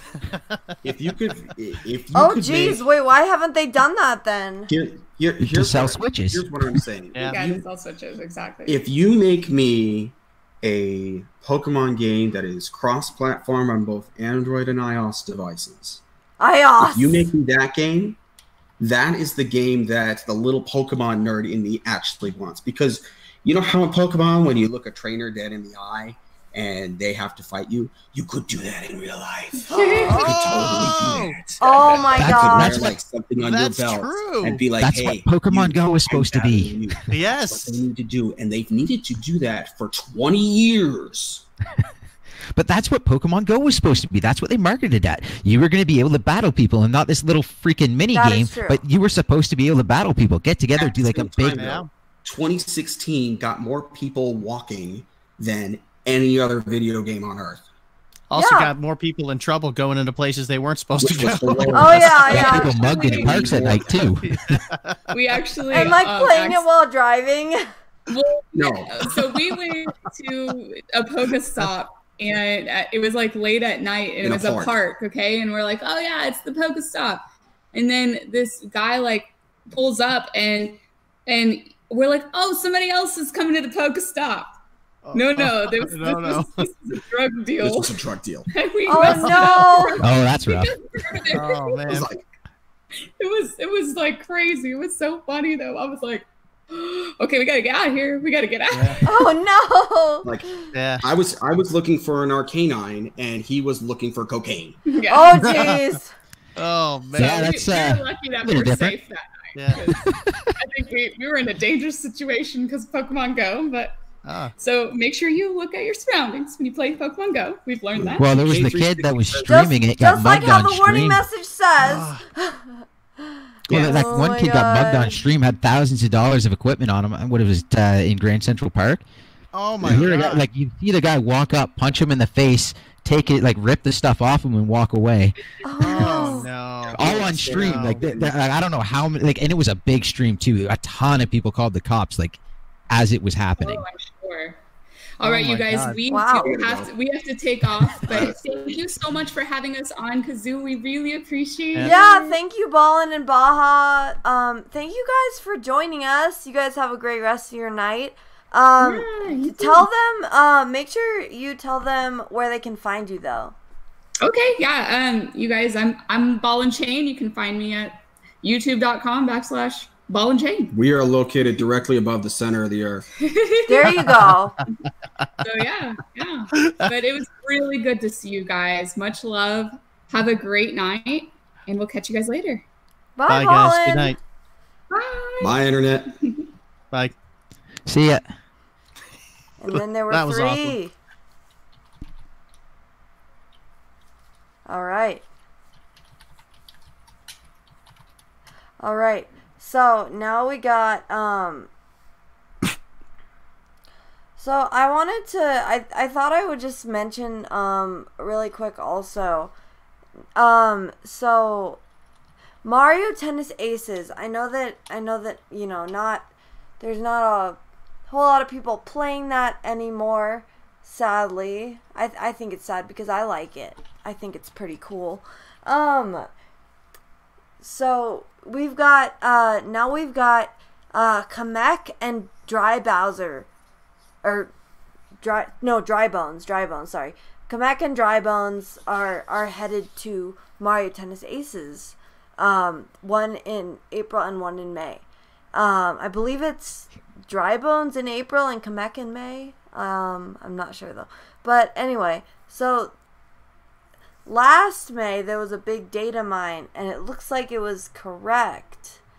Because they've gotten most of the characters that are in the game, with the exception of a few which I assume are coming in the online tournament, or like through online tournaments like these guys. But anyway, so I just wanted to hear what you guys were thinking, like if you guys were still thinking anything about Mario Tennis Aces, or if you're just over it, or if you never even got it. I never touched it. Never touched it. Well, the thing is, I don't have the time and the money. Yeah. I blame Splatoon. Oh yeah. But it's Live and I like the breathe various Splatoon. sports games. But if I were to do a Mario Sports right now, one that I would be more interested in is Mario Strikers, the soccer game. I loved that. Yeah, where the heck was, is that game, man? Gosh, we need I that. mean, what's better than soccer with like dangerous items, body checking, and an electric fence around the pitch? Oh, I jeez. mean, Yeah. yeah, like come on, that's what I want back. I would love to do a Mario Strikers. I would probably buy that one. Other than that, the sports games they're fun. They're just I don't have the money to sink into it, and I don't have the time to get out of them. I mean, it'd basically be like ARMS. I'd play it for a little bit, I'd really enjoy it, and then something else would come out, and I'd be like, I don't like it that much, so I'm gonna go play that instead. Yeah. You know, good game. Like I like ARMS. I wish I played more of it, but I'm gonna play Splatoon when I want that multiplayer fix, or I'm gonna play Monster Hunter, or I still have barely touched Mario Kart, which is insane to me that I have never. Like, I thought I was gonna put like 100 hours into Mario Kart. Maybe 20. Yeah, we no, gotta I get feel you back that. on that, man. We gotta get you on Mario Kart, dude. Yeah, I live stream it man. every Sunday, by the way, Dumo. You're always welcome, dude. It's Sunday's the Splatoon stream. Oh. That's I understand. That's why I haven't been there. Yep. Totally understandable. Totally understandable. I still want, because I do have Labo. I have Labo. I love Labo. I think Labo is amazing, and there's so much to it. And oh my God, that's going to make them so much money in the future. You guys, Yeah. If you don't know, that's entering schools, and that's going to be huge money. Oh yeah, no, Anyways, it's definitely I gonna be. have Labo, make its and they own have that there. motorcycle one in the variety kit. It's like just a little like handlebars, and it like has like a body that sits into your stomach, so you can Yes. rock. And tilt now it works and with steer. Mario Kart. And it works with Mario Kart. And Yeah. Yeah. I was trying to catch one of your streams to try that out with Mario Kart, and then I got busy, and then never did. And I'm like, I still haven't tried it with Mario Kart, and I want to so badly. You could do it off stream. I know. That's the problem, though. It's like when I'm off stream, it's like, well, what am I going to do? It's like, well, you know, Splatoon's loaded up right now, so I don't have to go through the news. Yeah. And if I close it and I want to play it later, I gotta go through the freaking news because you can't skip it for some Oh no, reason. you Who right. knows Yeah, why. I get That's that. ridiculous. Or it's like, oh, Monster Hunter's ready to go. Let's do that. Oh, look at that, Tetris 99. Well, I need to feed some addictions now. Yep. You know Like, what? Yeah. There's just so much there, and then on That top, is too real. my big mistake with Mario Kart was I bought it physical. Oh, was my big you mistake. did. Yeah. Because it's not already Yeah, readily might have accessible on the been console. convenient to have it digital, huh?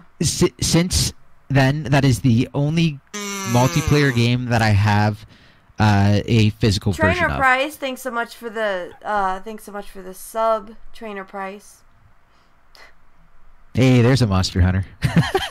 What? But that is one of the Monster Hunter guys. Oh. But you know, it's the all my multiplayer games are digital. All my single player games are physical, because a single player game goes into the Switch and it stays there until I am done with it. And then I move on. I buy a new single player game, whereas the multiplayer games I will keep I keep switching back and forth. So they're all digital. That way I don't have to load it up. So, you know, my Splatoon, ARMS, Monster Hunter, I know I have have things. Maybe I don't. Well, you said I those don't are know, the ones but that you know, play. they're all digital versions, and if Mario Kart was a digital version, I would probably play it more because I wouldn't have to change cartridges. Because right now it's either Pokemon's going to have to come out, or if I switch Pokemon, Octopath goes in, and I am so far behind on that. That's ridiculous. Yeah. Oh no, I feel you. If I had, that's kind of why I didn't get Octopath, because if I had, I would not have had the time to actually play it. Yeah. Oh, it's and when I was off on I was off on stress leave recently from work. I had 2 weeks where I wasn't at work, and I finally got a little bit of extra time to throw my headphones on, plug them into my Switch, lay down on the couch, and play Octopath. And that's such a special game. It is so well done. The music is so great and so relaxing.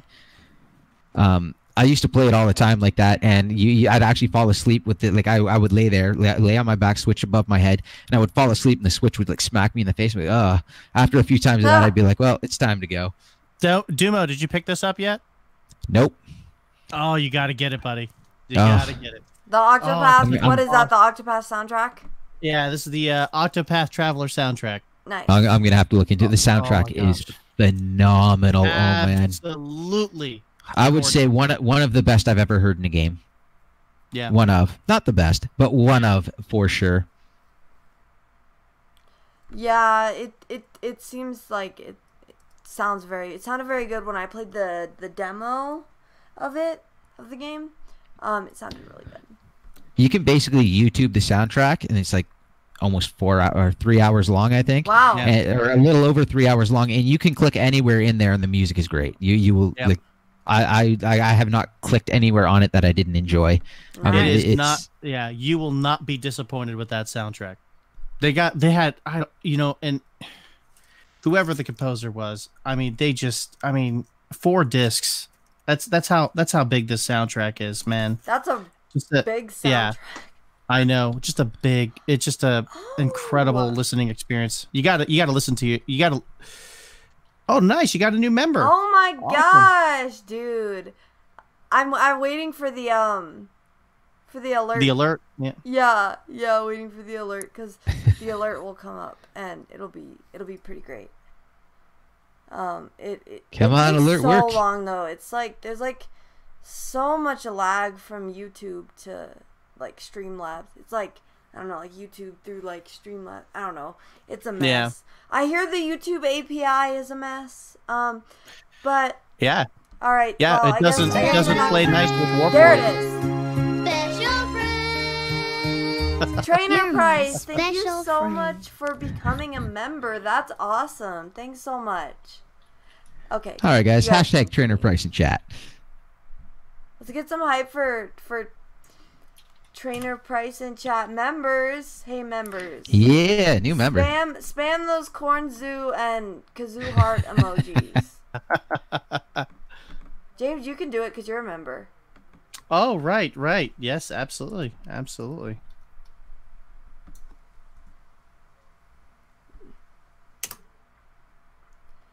Enjoy your emotes, Trainer Price. Enjoy your emotes. And in the Discord, if you link your YouTube with your Discord, you can also get a special room, and there are other benefits too. So I hope you enjoy. All right. We're still talking about Mario Tennis Aces, right? Yes, regards to Mario that. Tennis Aces. We are still talking about Yeah. Mario Tennis Aces. Yeah. So yes, Mario Tennis Aces. I still like the game. I honestly I don't play it that often, but I do still like it. I don't know.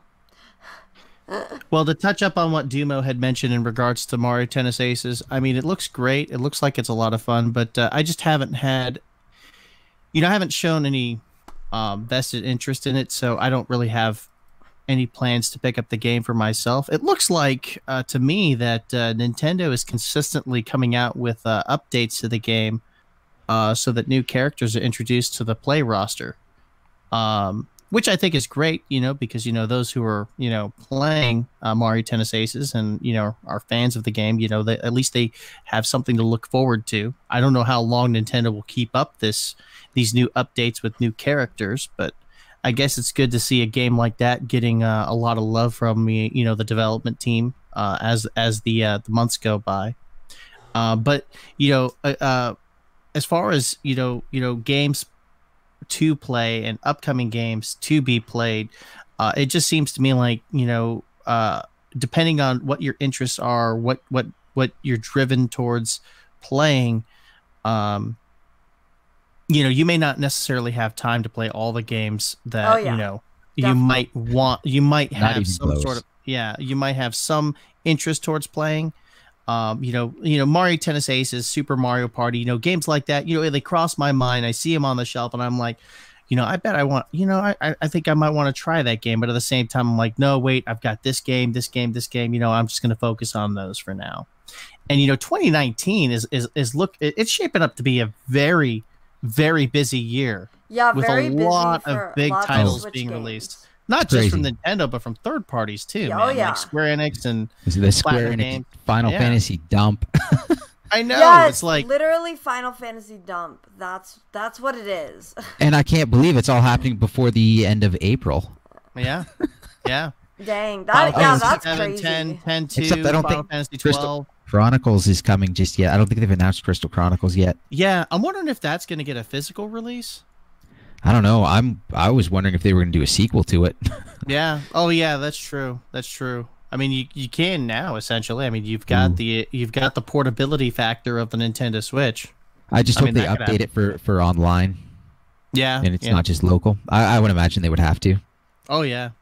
But yeah, Mario Tennis. It's great. They're getting new characters. I love that for the multiplayer games.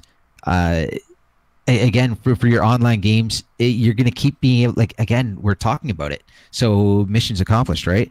Splatoon did it constantly in the news. Why? Because every week they changed something. Every week they added something. It's kind of hard to fall out of the news when you're constantly evolving. And it's always good for the for the player base because things are changing so the game doesn't get stale. But then you're always talking about it, so people are always buying it. So the player base is always healthy. Now, I do agree with you on that, but I also think, like, what are the downsides of releasing an incomplete game at launch? Because that's basically what they did, and they did it with Mario Tennis, with Kirby Star Allies, Splatoon, both Splatoons. So that. Like, Splatoon is games as a service, how much is this trend going to continue in the future? And like, what does that do? Like, what are the effects of that? I guess. As far as like, okay, go ahead, James. No, I was gonna. Some would argue that Breath of the Wild was an incomplete game with the DLC that they dropped with Trial of the Sword and Champion's Ballad. But I don't think so. that, right? But you know, that falls along the lines of, you know, the whole incomplete game. You know, you release a game that's incomplete, and then that adds to that argument. I'm not saying that, you know, I agree with that sentiment.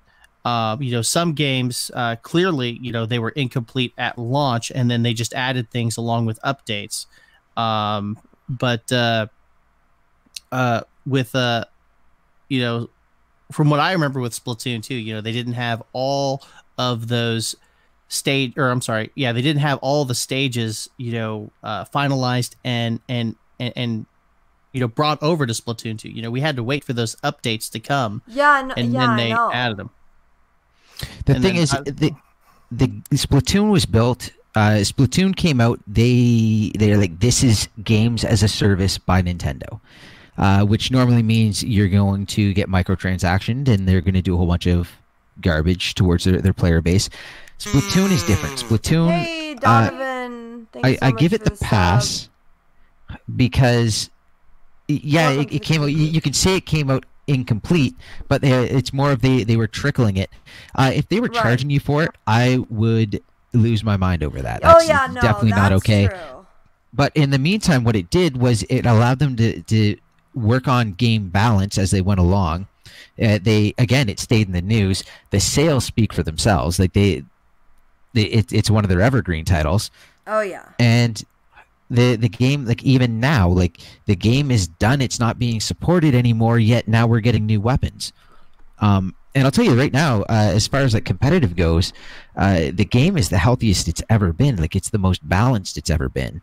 There are so many viable things right now. So many like team compositions for most of Splatoon 2's life cycle has consisted of 4 out of 5 weapons, and it's whatever got buffed comes in, and whatever got nerfed goes out, and that's just what it is. And every team runs the exact same thing, and they've been doing that since the beginning of Splatoon 2.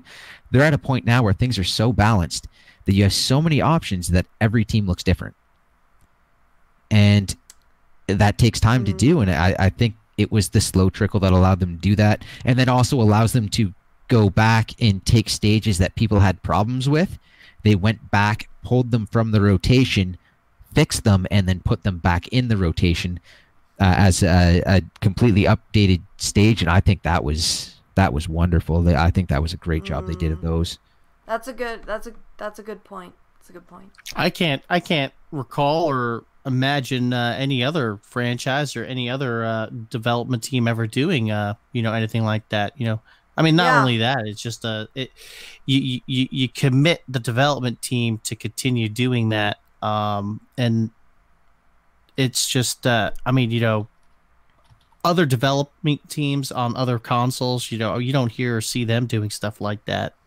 So I don't know if they have. I haven't heard of it, but Splatoon 2 is the only game that I know of that's ever done anything like that. Well, every other game they take all they'll release a little bit more than what Splatoon did. Then they'll take all the DLC, split it, like everything they've added in, they'll split it into 2 sections. They'll be like, now here's season pass Now number you have 1 to and pay here's for season pass this. number 2. Both are going to be $60, and Octo expansion, yeah, that's a $40 expansion now. Like that's what most other companies would have done. That is true. Yeah, Like Octo expansion is insanely huge for what they it is. It's priced it at. Like it's It's got its own soundtrack. It's got its own levels. It's got its own characters. Complete story, better than the main game story, which some people kind of was like, well, why wasn't?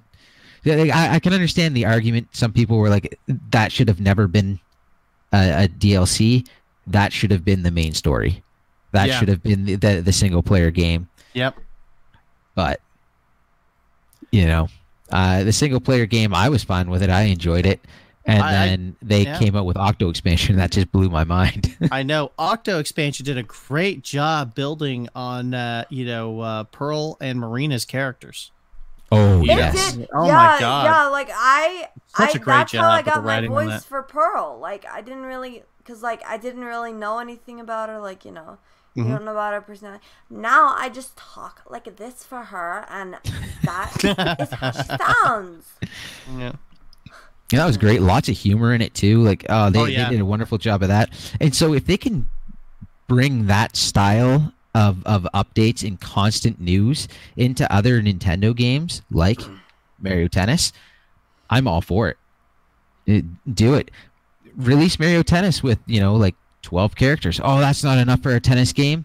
Okay, well, next week there's another character, and the week after that we're going to add another court, and then the week after that it's going to be another power-up, and then the week after that we're going to do another character again.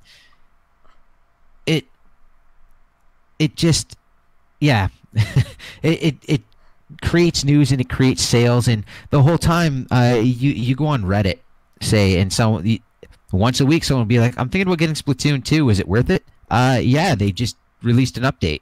Yeah. Yep. Oh, the next week. Oh, should I get it? Yeah, they just released an update. And you can do that every week from the beginning of the game until now it's starting to slow down, but it's like, should I get it? Yeah, we have a boatload of new weapons on the way. Yeah. So do that with your other games. Yeah. As long as you're not paying for it, as long as they're using it as a marketing tactic, I am okay with it. If you're using it as a microtransaction, I have a serious problem with that. Yeah. I think I think most people have an issue with microtransactions for sure. Because they should, because like you pay $60, like you should get the game like how it actually is. Additional updates to follow. All you got to do is just buy the game. What? The thing is, when you buy a game, especially when it starts off like, oh, here's a $60 game with a $60 season pass. Oh, now pay for the collector's edition too. It's like, oh gosh. No, that's a little bit ridiculous. Yeah. When you got it's people paying up to $180 for one game, and then a complete game experience, it's crazy.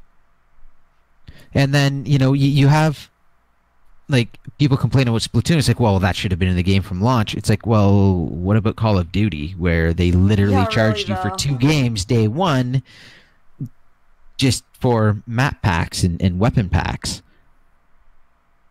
Definitely. And that was part of the original development cycle too.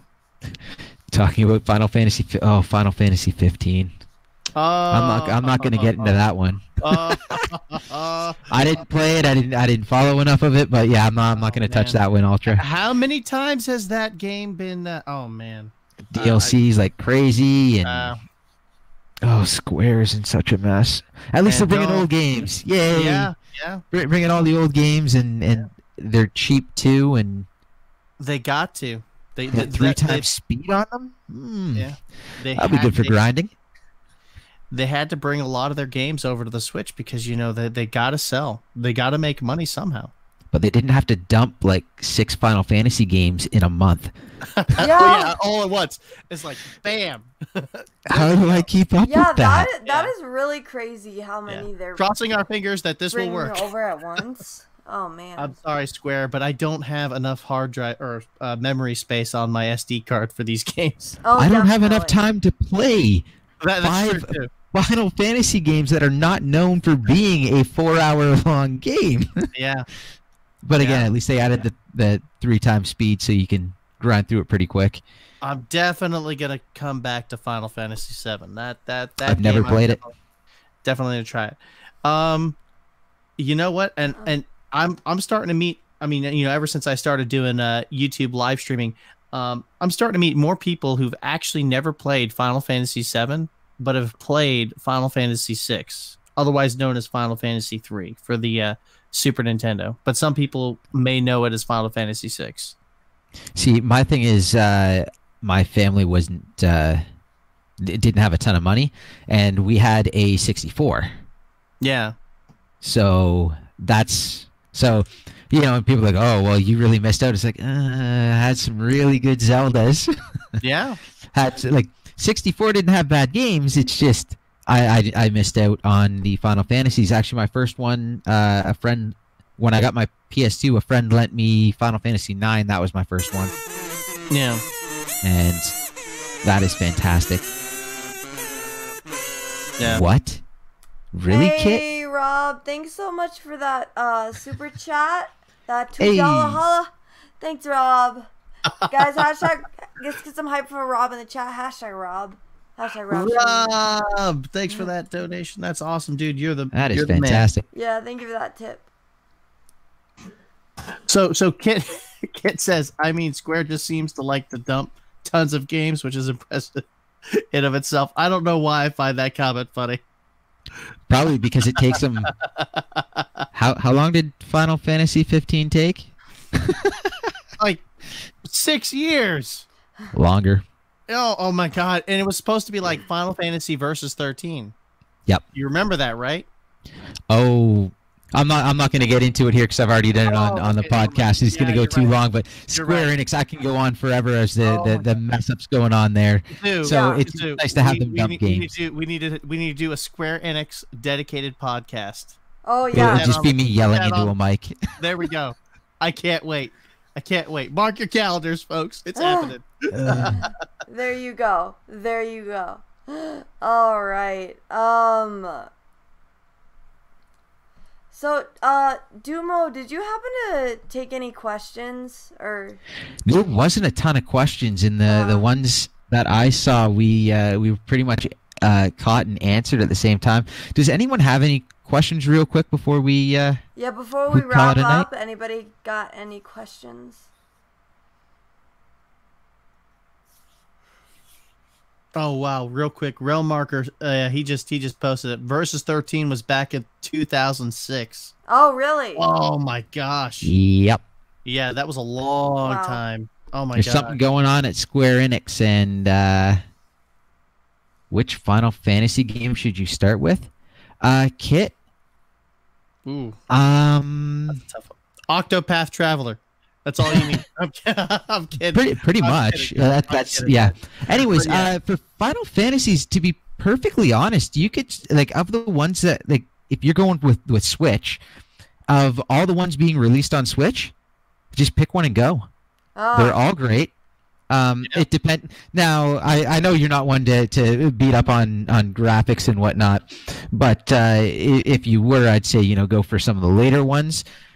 But I know you're pretty good with graphics and not freaking out over that kind of thing. So I honestly would say just pick one and go. Like they're all good. They all hold up gameplay wise.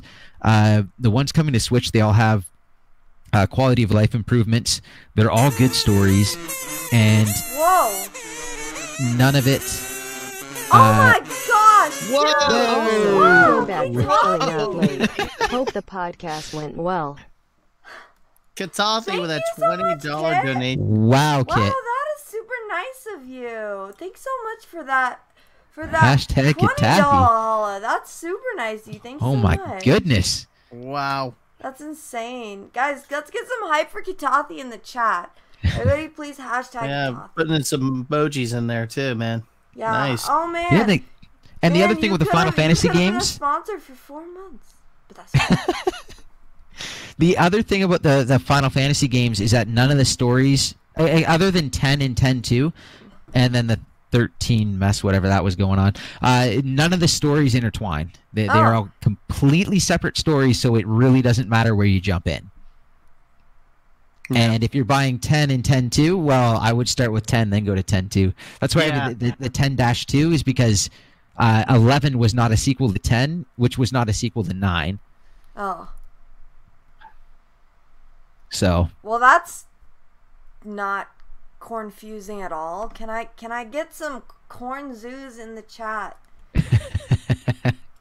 Because I am cornfused. Yeah, James, you got it. If I had to recommend a Final Fantasy game to start off with, I would recommend Final Fantasy 9. oh, 9's so good. It is really, really good. And I wanted to I wanted to recommend Final Fantasy 7 first, but you know what? I think Final Fantasy 9, I think you should try that one out first. It's just something about it just seems it just seems more magical. Just they take the whole sci-fi aspect out of it because Final Fantasy 7 was more techie and kind of cyberpunkish, but not like completely cyberpunkish, if you will. But with Final Fantasy 9, it kind of takes you back to what Final Fantasy 4 was, only it's in a more 3D. I love that that fantasy style. Yeah.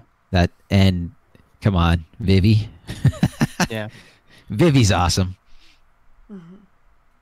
So I think 9 would be a great one.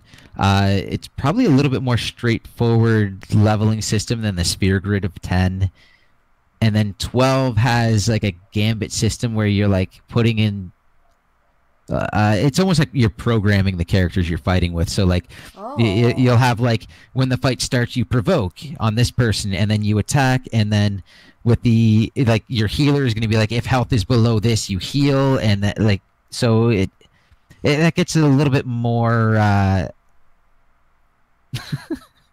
That gets a little bit more intricate as you go. Ultra says the best Final Fantasy. It's Pokemon Let's Go. No. I've never actually played Final Fantasy.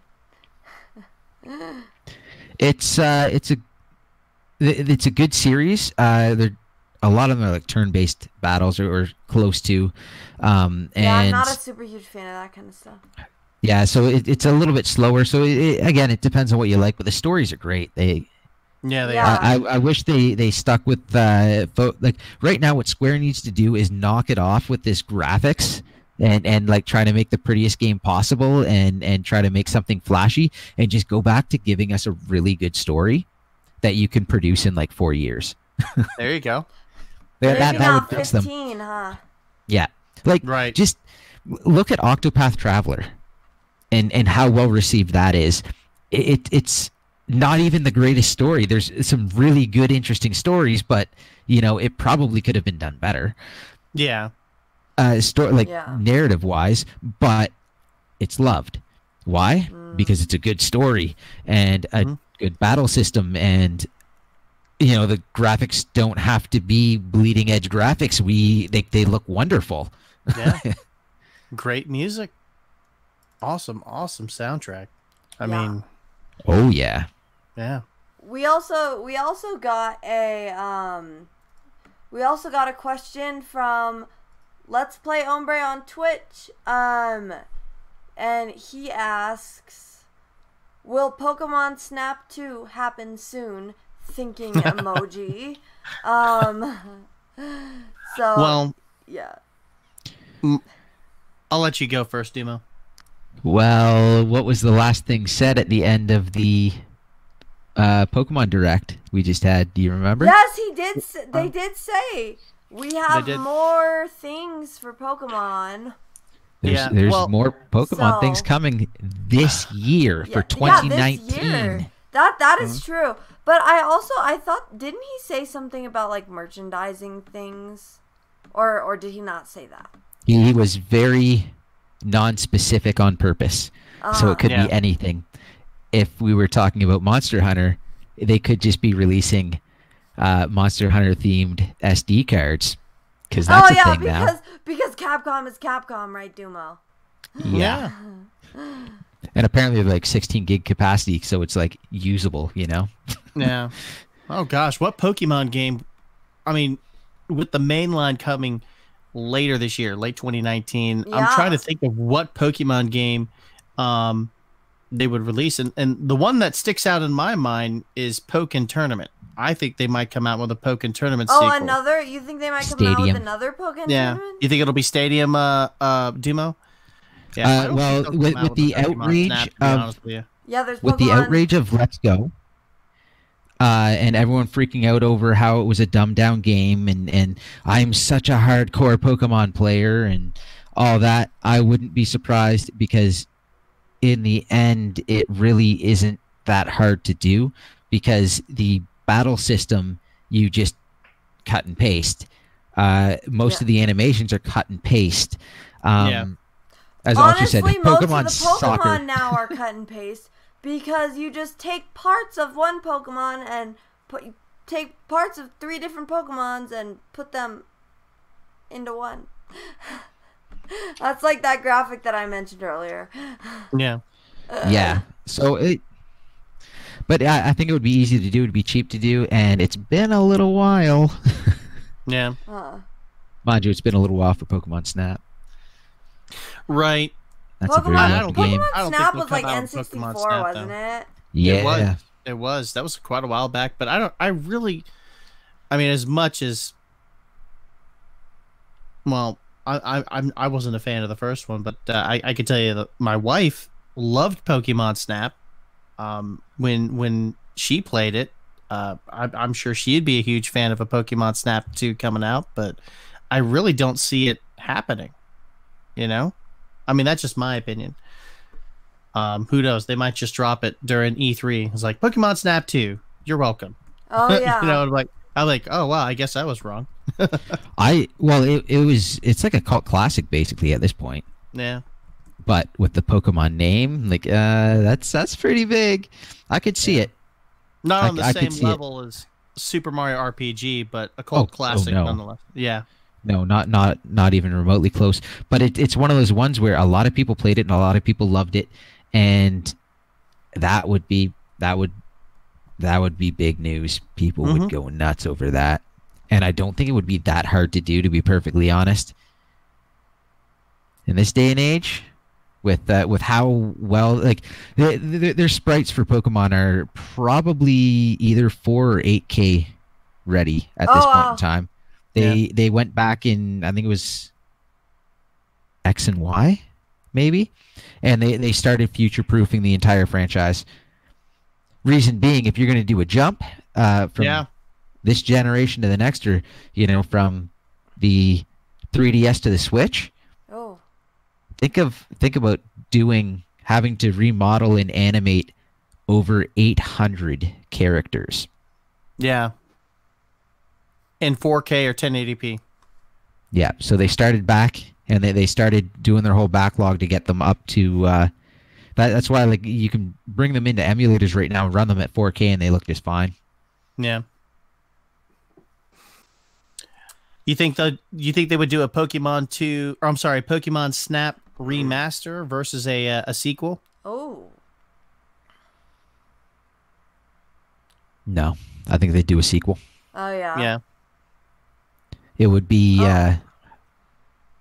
I think it would be too difficult to To do a remaster. To do a remaster. To do not difficult to do the remaster, but difficult to do the remaster and make people happy with it. Yeah. I think you get more freedom. You're rebuilding the game now anyways, a complete rebuild. You might as well rebuild it how you think would work best now. Because you're going to have to take some liberties with the game anyways, just because gaming has changed. Right. Mm-hmm. Yeah. Well, Pokemon Let's Go Eevee and Pokemon Let's Go Pikachu, they got some flack, developing that game and how things were nerfed and how they had to add some new things to make it work for the Nintendo Switch along with the Joy-Con, the Pokeball Plus. So, making a new Pokemon game from the ground up sounds more feasible. Yeah, it seems like chat kind of thinks the same. So we got one more question. Do you want to call it after that? Yes, I think we will. All right. So Ultra says, at least for now. Yeah. Which Pokemon version do you think you're going to pick up, Sword or Shield? I'm going to pick up both. Oh yeah. But which one am I Crazy. going to play first? Which one am I going to yeah. play? I think I'm going to go with Sword. Yeah, I think I'm going to go with Pokemon Sword as my first game. I am going to pick up both, but I'll start off with Sword.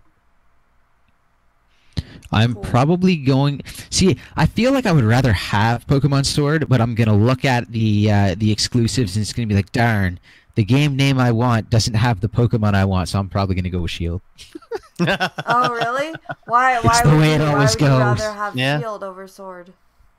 Because of if they do exclusives, like if the exclusives look better on that particular game, then he'll probably go with Shield versus Sword. Right. But I mean, why would you rather just have Sword?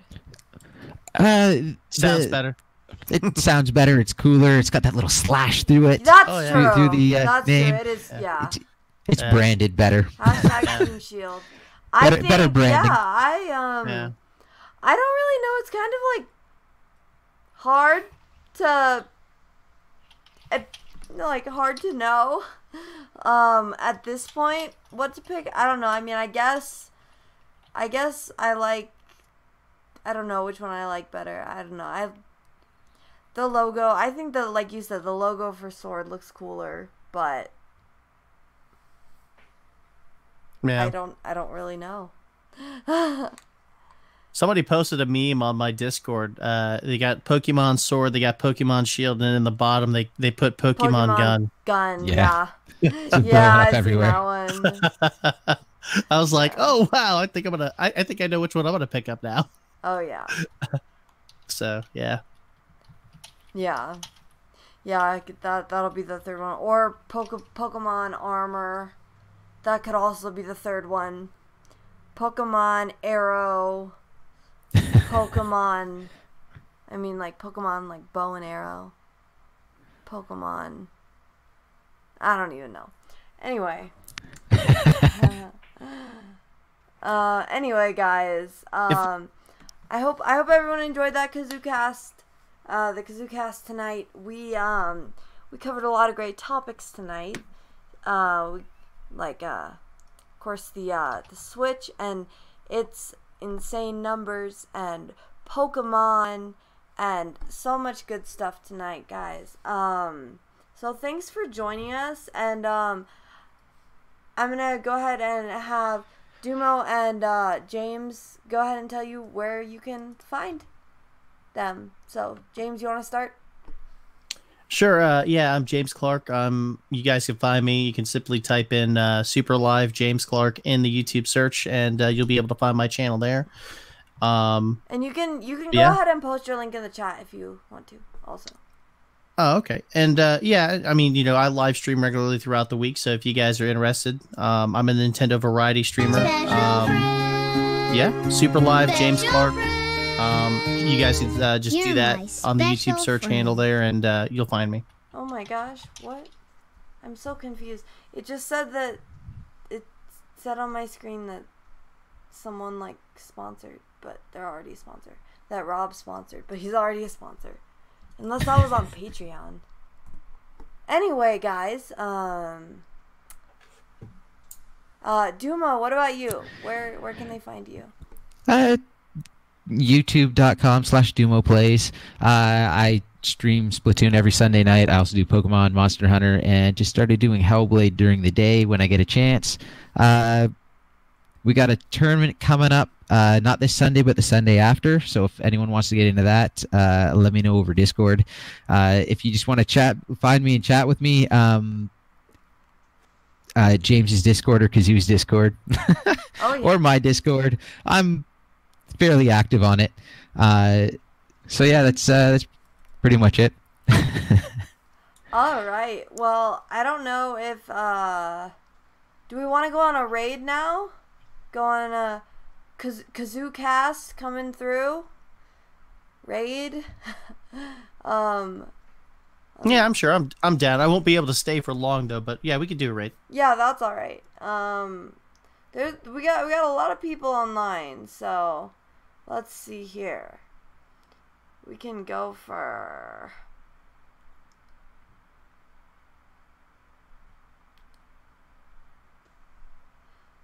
we'll go for let's see here.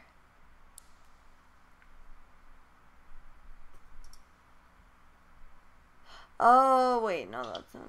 We could rate another podcast if you guys want. Oh, who's podcasting right now? Avedon is on. We could go for. That'd be good. Just yeah, there we go. Yeah, let's do it. Just tell him you came from the KazooCast. Yeah, there we go. Oh, All you right. have 2 accounts. Oh, I see, Rob. Okay. Awesome. Well, thank you. So here's the link. Thanks for becoming a sponsor on your second account. Appreciate that. All right. So there's the link. The channel name. Hold on. Channel name Avedon Smith, and we're gonna use the hashtag KazooCast. Well, we'll just do KazooCast raid, because KazooCast coming through sounds kind of dumb. So, thank you guys so much for watching. No, shoot.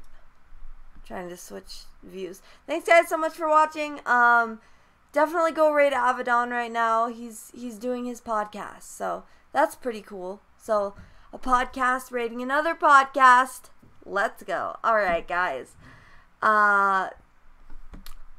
Thank you guys for joining me, and we'll see you guys next time. Bye. Bye, everybody. Bye.